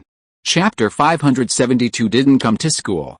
Lin Yi felt more and more that there was something wrong with this old man, and immediately stepped on the accelerator to the bottom. This Mo Kongwen gave Lin Yi an unfathomable feeling, and Lin Yi didn't want to have anything to do with him. Can someone who can run so fast be an ordinary person? Although Lin Yi asked himself if he could reach this speed after just being promoted to the Xuan level, this old man seemed to have no strength at all. Lin Yi drove the broken van as if it were a sports car. In the blink of an eye, that Mo Kongwen finally disappeared, and Lin Yi immediately breathed a sigh of relief. However, the good times didn't last long. Lin Yi was waiting for the red light when a head stretched out from the windshield upside down, accompanied by a hand knocking on the windshield of the car. Damn it, Lin Yi thought to himself that fortunately his psychological quality was relatively good. If it were someone else, wouldn't he be scared to death by this old guy? How did this guy run onto the roof of his car? Did he get on the roof the moment he accelerated? Seeing he couldn't escape, Lin Yi pulled over and got out. Sure enough, he saw the poor monk, Mo Kongwen, sitting on the roof, looking relaxed and carefree, clutching half a chicken claw. Old man, what are you doing? Do I know you? Lin Yi felt incredibly unlucky. How could he have run into someone like him? No, but my master asked me to come check on you. Mo Kongwen hopped down from the roof. You have too much malice within you, affecting your true ki. If you don't eliminate it promptly, you'll be in for a bloody disaster. Lin Yi frowned. If he'd heard an old man say that any other time, he'd probably have turned and walked away. But after witnessing the old man's terrifying running speed and hearing him mention true ki, Lin Yi found him a bit peculiar. You know about true ki, of course. I also know you're at the peak of the late yellow rank, and you're on the verge of a breakthrough. However, the excessive malice within you will affect your true ki intake. If you force a breakthrough, you'll be seriously injured at best, or even dead, Mo Kongwen said calmly. Lin Yi frowned again. What did this old man even know about the Wang rank? But when he claimed to be at the peak of the late Wang rank, Lin Yi sneered inwardly. He had thought he was truly capable, but it looked like he'd heard it from somewhere and was using it to deceive him. Before today, Lin Yi might have believed him, but having just reached the Zhuan rank, he naturally didn't believe the old man's words. Oh, really? Lin Yi asked calmly, but suddenly his hand lashed out, striking the old man with a palm. Of course, Lin Yi didn't really intend to do anything to the old man, but rather to test his abilities, to see if he was truly capable or a complete fraud. Mo Kongwen, seeing Lin Yi's attack, didn't pay any attention, casually blocking it. Then he exclaimed, "Huh?" and looked at Lin Yi in surprise. You've broken through? You're at the early Zhuan rank. Lin Yi was shocked. The old man's ability to easily neutralize his attack was already remarkable, but his ability to reveal his current level further demonstrated his prowess. Although Lin Yi wasn't using his full strength, being able to easily neutralize a Zhuan level master's attack was simply impossible without Zhuan level strength. But what level was this old man, exactly? Lin Yi was truly astonished. When Lin Yi was at the yellow rank, he'd been able to discern Wu Gonggao's Zhuan level strength, yet now, as a Zhuan level master, he still couldn't discern the old man's strength. Who the hell are you? Thinking of this, Lin Yi looked at the old man warily. It's strange. You've already broken through, and nothing's wrong with you. Mo Kongwen, puzzled, shook his head. My master said you were in danger. My master wouldn't lie to me, would he? Old man, what are you talking about? Who is your master? Lin Yi asked. You're fine. Goodbye. Mo Kongwen waved his hand, turned, and ran, disappearing from Lin Yi's side in an instant, a fleeting shadow. Lin Yi envied this speed and tried to catch up, but couldn't. Although somewhat surprised by Mo Kongwen's identity, Lin Yi had no other options. Fortunately, Mo Kongwen didn't seem hostile to him, but genuinely wanted to help him. After all, he'd only been at the late yellow rank level yesterday, and his breakthrough had only happened overnight. And the fact that this master Mo Kongwen mentioned knew him so well made Lin Yi wonder who this master really was. However, these questions remained unanswered for now, as Mo Kongwen had vanished. Lin Yi could only put these miraculous events aside, returned to the car, and headed towards school. After the first class of the morning, Lin Yi went to class 9, grade 3, to look for Tang Yun, but to his surprise, Tang Yun wasn't in school today.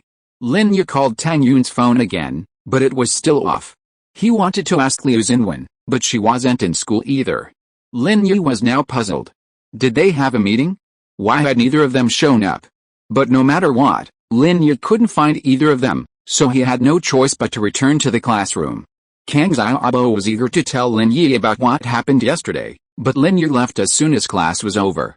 Seeing Lin Yi return, Kang Xiaobo was about to speak when the homeroom teacher, Teacher Liu, walked in and stood on the podium. Classmates, please be quiet. I have something important to tell you. The class immediately quieted down. Although it was recess, no one dared to disobey the homeroom teacher. I have some unfortunate news to tell you. Our classmate Zhong Pinliang was abducted by unidentified people outside the school yesterday morning. After one of his kidneys was removed, he was left at the entrance of the First People's Hospital. Teacher Liu had just received a call from Zhuang Fabei, asking for leave for Zhong Pinliang. Wow, the whole class was in an uproar. This news was too shocking. Such a tragic thing had happened to Zhong Pinliang. While the students sympathized with him, they also secretly worried that the same thing would happen to them. Although high school seniors don't pay much attention to the news anymore, everyone is aware of the recent cases in Songshan City where homeless people, beggars, and disabled people were kidnapped and their kidneys harvested. After all, the spread of the virus is terrifying. However, everyone assumed the perpetrators targeted homeless people and beggars, not ordinary people. So, while they were horrified, they didn't connect it to themselves. Today, the tragic news about Zhong Pinliang also shows that the kidney harvesting ring has begun targeting ordinary people. Chapter 573 A Deal. Sister Yao, Brother Arrow is so awesome. Zhong Pinliang's kidney was actually removed. Chen Yushu hadn't expected Lin Yi to be so cruel, actually removing one of Zhong Pinliang's kidneys. He didn't do it, did he? He wouldn't do such a thing, would he? Chu Mengyao was puzzled. After all, this was too cruel. She subconsciously felt that Lin Yi wasn't such a cruel person. He. Who cares? Zhong Pinliang is finished this time. He definitely won't harass Sister Yao again. Chen Yushu didn't care. In her opinion, Lin Yi should be more aggressive with his enemies to completely drive them away. That's not necessarily true. I heard that losing a kidney won't kill you, right? Chu Mengyao frowned. I don't know about that, but I saw online that losing a kidney means you can't have sex. I don't know if that's true. Chen Yushu blinked and smirked. Zia Oshu, don't say such obscene words. Chu Mengyao blushed and lectured. No, I'm just stating the truth. I didn't say it myself, it was online, Chen Yushu complained. Anyway, don't tell me anymore. Girls who are this salacious won't get married, Chu Mengyao sternly said. Oh, I've got Sister Yao backing me up. It's buy one get one free. Even if it's a little salacious, people will still want it. Chen Yushu didn't care. Don't they say men like sluts? Chu Mengyao ignored her. Zhong Pinliang is out of danger and is receiving treatment at the hospital. I'd like to organize a visit to the hospital to see Zhong Pinliang. It's voluntary. Those who don't want to go can study in the classroom. Teacher Liu continued, I've arranged a bus, and it's arriving soon. Students who want to go, get ready and come downstairs with me. Zhong Pinliang wasn't exactly popular. He was considered a bad student in the class, and many of the more serious students looked down on him. However, the beach trip he organized last time had improved his popularity considerably. Everyone was grateful for his kindness, and now that he was in trouble, it was hard not to visit. So, everyone put down the books in their hands, got up and went downstairs. After Zhang Fabei left, Li Shihu pondered for a moment and then called in Jianwen. Mr. And, do you know Zhang Fabei? Li Shihu asked. Zhang Fabei? I don't know him. Is he the mahjong player? And Jianwen had just defeated a love rival and was celebrating in the hotel at the moment. No, he's a big shot and has some power in Songshan city. His son is Zhong Pinliang, said Li Shihu. Zhong Pinliang. Li Shihu was interrupted by Jianwen before he finished speaking. Brother Shihu, you are not here to blame, are you? But I can tell you that I was the one who removed Zhong Pinliang's kidney, and Jianwen's tone surprised Li Shihu. It seems that the hatred between Zhong Pinliang and Jianwen is quite deep. Young Master, that's not what I meant. Li Shihu naturally didn't want to offend Jianwen. Young Master, but this Zhang Fabei just found me and wanted to ask for an explanation for his son. Oh, what does Brother Shihu mean? And Jianwen asked calmly. It's nothing for me, but this Zhang Fabei is now working for young Master Bing, so when something like this happens, young Master Bing will always ask about it. Li Shihu was also a little embarrassed. He didn't want to offend Jianwen. After all, the Yen family was backed by the Fire Wolf Gang. But he had to give an explanation for Zhang Fabei's matter. Oh. Then let young Master Bing find me. I just want to meet young Master Bing, and Jianwen said nonchalantly. It's okay to cut it off. Even if he is a dog of young Master Bing, he did it. So what? Can young Master Bing make enemies with the Yen family because of this? You know, the power of the Fire Wolf Gang is not weaker than the family of the person behind young Master Bing. If they really confront each other, it's hard to say who will win or lose. Mr. And, you misunderstood. Li Shihu was depressed. What was going on?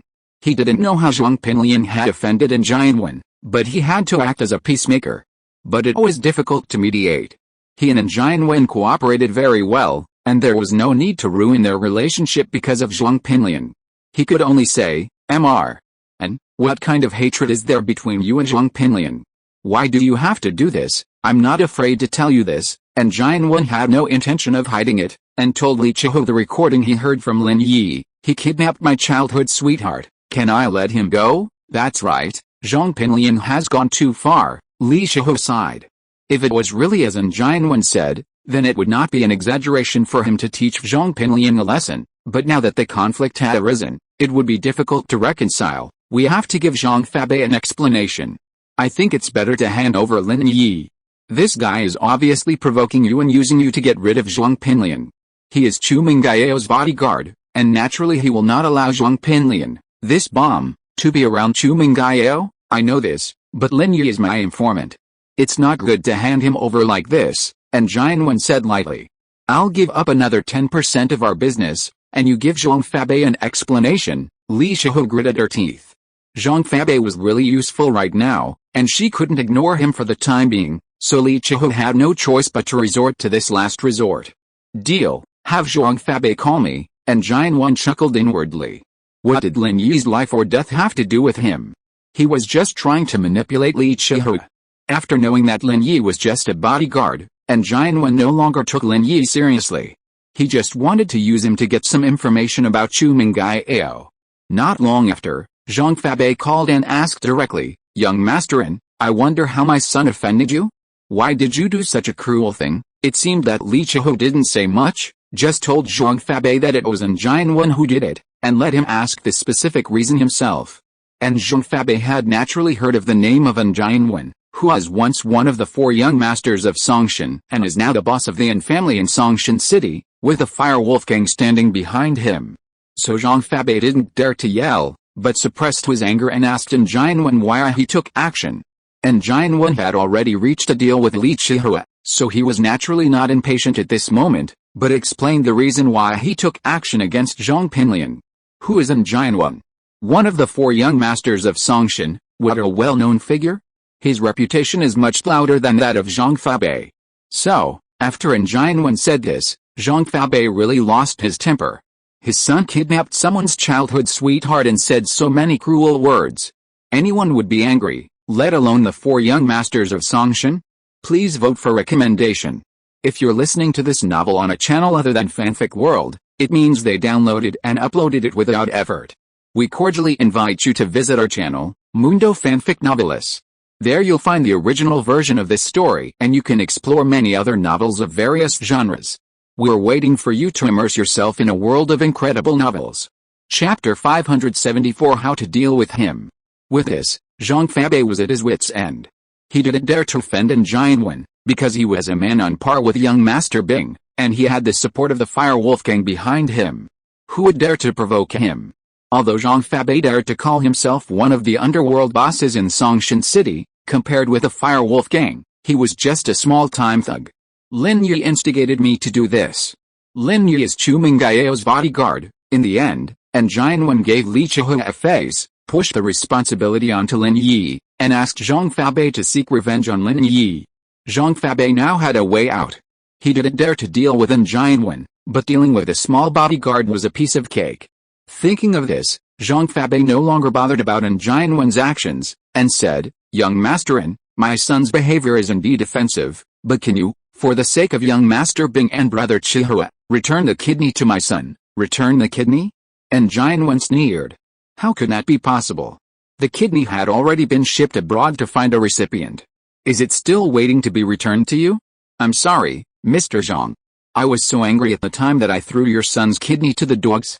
I'm really sorry, and Jianwen naturally would not reveal the kidney-selling group behind him, so he said perfunctorily. This, Zhang Fabei was stunned, but he did not doubt it. After all, in that situation, if it were him, he would not keep the kidney of his enemy and wait to put it back in his arms, right? Zhang Fabei could only blame himself for his bad luck. After all, he would not die from losing a kidney. He should find a way to seek revenge on Lin Yi. Although he also wanted to kill Jianwen to vent his anger, he was no match for him. After hanging up the phone, Zhang Fabei told his son the truth of the matter. His son was the victim and naturally had the right to know. On the other hand, Zhang Fabei also wanted to warn his son not to dare to do anything. He should consider the consequences before doing anything next time. He only had one kidney left. That's what happened. Jianwen did it, but he said Lin Yi tipped him off, Zhang Fabei said somewhat depressedly. Who is Jianwen? Yes, I vaguely thought I heard someone calling him young master when Zhong Pinliang had already woken up. Although having a kidney removed was serious, it wouldn't affect his life.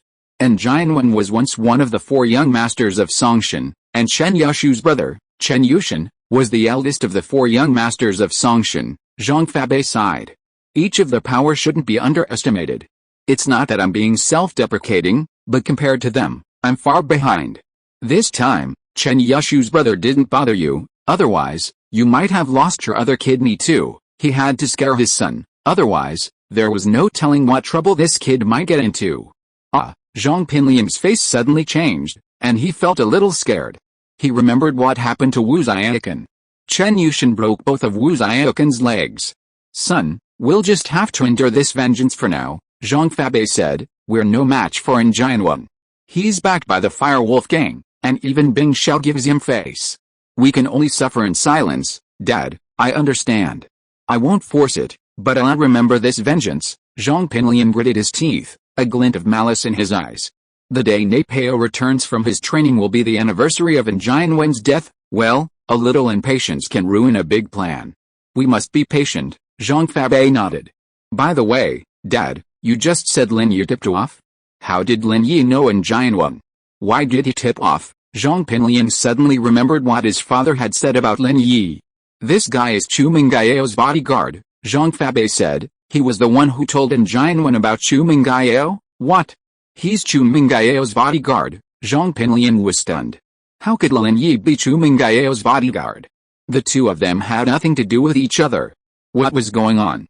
Yes.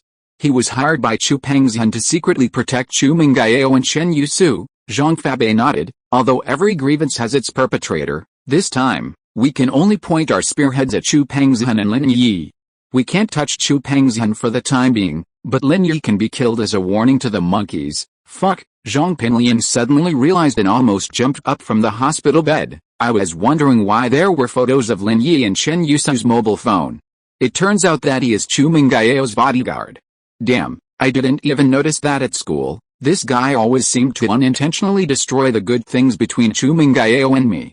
It turns out that he is Chu Mengyao's bodyguard. This guy is really good at hiding it, son. Chu Mengyao is not your type. In the future, don't chase her, Zhang Fabei sighed, and Xuanyuan is not someone we can shake now. Let's point our spearheads at Lin Yi first, and then consider other things when we are stronger. Dad, I understand. At this point, Zhong Pinliang also understood that it was hopeless for him to pursue Chu Mengyao, at least not before Zhang Neipao turned out. Although he was a little reluctant, Zhong Pinliang still gritted his teeth. A real man will never worry about not having a wife. Dad, don't worry, I will endure it until the day when our Zhong family becomes prosperous. Well, that's right. We will definitely avenge this hatred. But now, we can only survive under the protection of Bing Xiao. Zhang Fabei nodded with relief. By the way, Dad, that Lin Yi is not weak in martial arts. We have to deal with him. Zhong Pinliang was still a little worried about Lin Yi's martial arts. After all, Lin Yi had crippled Brother Black Panther. Don't worry about this. If we want to deal with him, we have to rely on young Master Bing. We won't be the first to take action, Zhang Fabei said. There's no rush. Right now, we must gain young Master Bing's trust. I have to do a good job at demolishing the shantytown. Let young Master Bing regard me as his right-hand man, so that I can take advantage of young Master Bing's power. Demolition of the shantytown. Zhong Pinliang's eyes suddenly lit up. Dad, I have an idea. I figured out how to deal with Lin Yi. Oh? Tell me about it. Zhang Fabei didn't expect his son to have an idea so quickly, but he was also a little worried. Would his son come up with some stupid ideas again? Fortunately, he told him in advance. Otherwise, if he carried out it himself, there would probably be problems again. Son, think twice before doing anything. Don't be impulsive. Dad, you don't have to say it. I know I was too impulsive and even a little childish before. Zhong Pinliang shook his head and said sincerely, but through this incident, I really learned a lesson. And I figured it out. I used to be too ostentatious, so I met someone I couldn't afford to offend, and I was punished. Chapter 575 Visiting Zhong Pinliang. Zhong Pinliang's words made Zhang Fabei stunned. It is said that extreme joy and sorrow can change a person's character and make an immature child mature and grow up in an instant. However, after all, it is only heard and never seen. Now seeing that Zhong Pinliang has become much more sensible, and his words are not as childish as before, Zhang Fabei is very relieved. Son, I am very relieved that you can think so. This kidney is not lost in vain. It won't be lost in vain. I won't let in Xuanyuan and Chu Pengzhan go. Zhong Pinliang shook his head and said, but for now, let's pick the soft persimmon first. Dad, aren't you demolishing the shantytown? I know that Lin Yi's girlfriend lives in the shantytown. When the demolition comes, you deliberately make things difficult for her family. Of course, it is best to lead the conflict to Bing Xiao. Lin Yi will divert the blame and use Xuanyuan to deal with me, then we will use Bing Xiao to deal with Lin Yi. When there is a problem, Lin Yi and Chu Pengzhan will only be angry at Bing Xiao, not us. Yeah, Zhang Fabei nodded after hearing his son's suggestion. That's one idea, but if they don't become a stubborn tenant, there's no way to cause conflict. Right, you can create conflict. For example, forced demolition? Haha, just use a bulldozer to tear their house down. It's best to have young Bing do it himself, Zhong Pinliang suggested. Okay, I'll do my best. Zhang Fabei also resented Lin Yi, and if he could use young Bing to deal with him, he'd be happy to do it. As he was talking, his cell phone rang. He pulled it out and saw it was Zhong Pinliang's homeroom teacher. He quickly answered the call. Hello, Teacher Liu? Have you organized the students to come see Pinliang? Thank you so much. Are they already at the hospital? Okay, come on over. They're in Ward 418, the 4th inpatient department. After hanging up, Zhang Fabei said to Zhong Pinliang, your teacher and classmates are here to see you. I'm going out for a cigarette. Zhong Pinliang nodded, feeling warm at heart. It seemed his teacher and classmates hadn't forgotten him. His last trip had paid off. Otherwise, how miserable would it be if not a single classmate showed up to stay in the hospital? After waiting for a while, no classmates showed up. Figuring it would take a while to find the 4th inpatient ward from the main entrance, Zhong Pinliang casually picked up the iPad 2 computer beside his bed, logged onto the mobile reading base website, and began reading a novel called Very Pure and Very Ambiguous Prequel. It was a highly erotic urban campus novel, featuring a powerful protagonist who had a blast dominating others. Zhong Pinliang had been obsessed with it for the past few days, constantly imagining himself as the protagonist, wondering if he could ever be so powerful and dominate Lin Yi and Xuanyuan. However, the more he read, the more frustrated he became. Why did he feel so much like a supporting character in a novel being downtrodden? So, Zhong Pinliang began to fantasize about whether the supporting character could rise to prominence and take down the protagonist. Some time had passed, and Zhong Pinliang was enjoying his reading when footsteps sounded outside the ward. Then, the door opened, and the classmates filed in. Zhong Pinliang quickly put the Apple computer aside, then raised his head with a smile.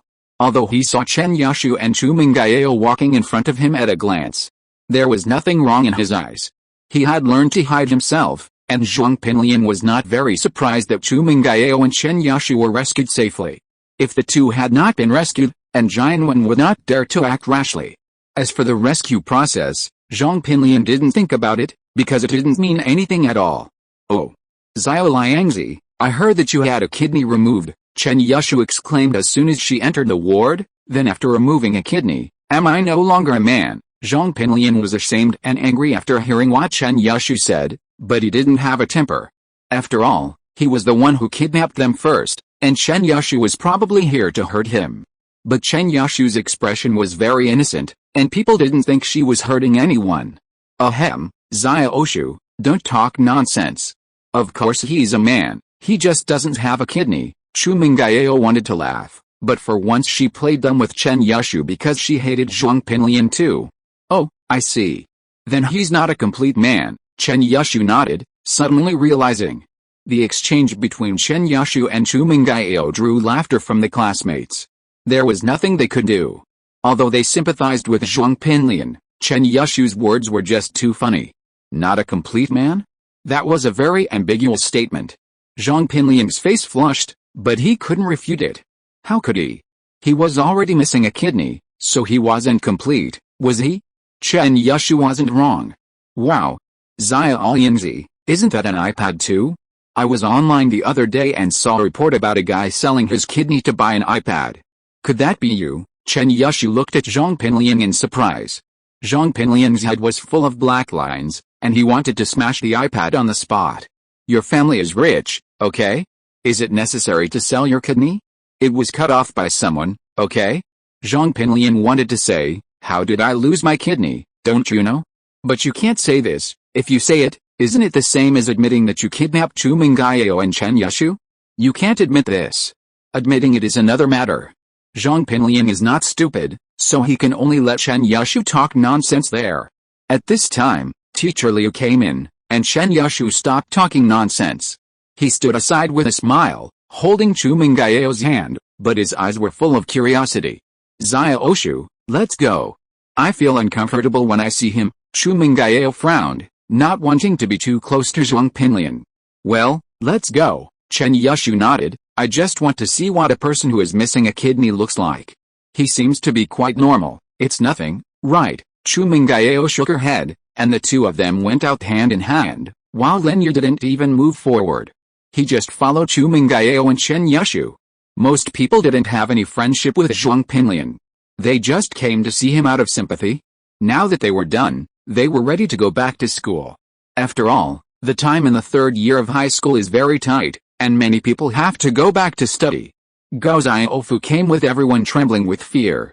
Although he didn't know the truth about Zhong Pinliang's kidney being removed, he had a vague feeling that it should be related to the kidnapping of Chu Mengyao. He was scared, afraid that he would be the next target. So everyone left, but Gao Xiaofu didn't leave. He whispered cautiously, "Brother Liang, what is going on? Who is targeting you?" End of this chapter. Thank you very much for reaching the end. Don't forget to like. Looking for more exclusive content and immediate access? Subscribe to our Patreon. Remember, every like, subscription, or donation encourages us to continue. Thanks to everyone. See you in the next video.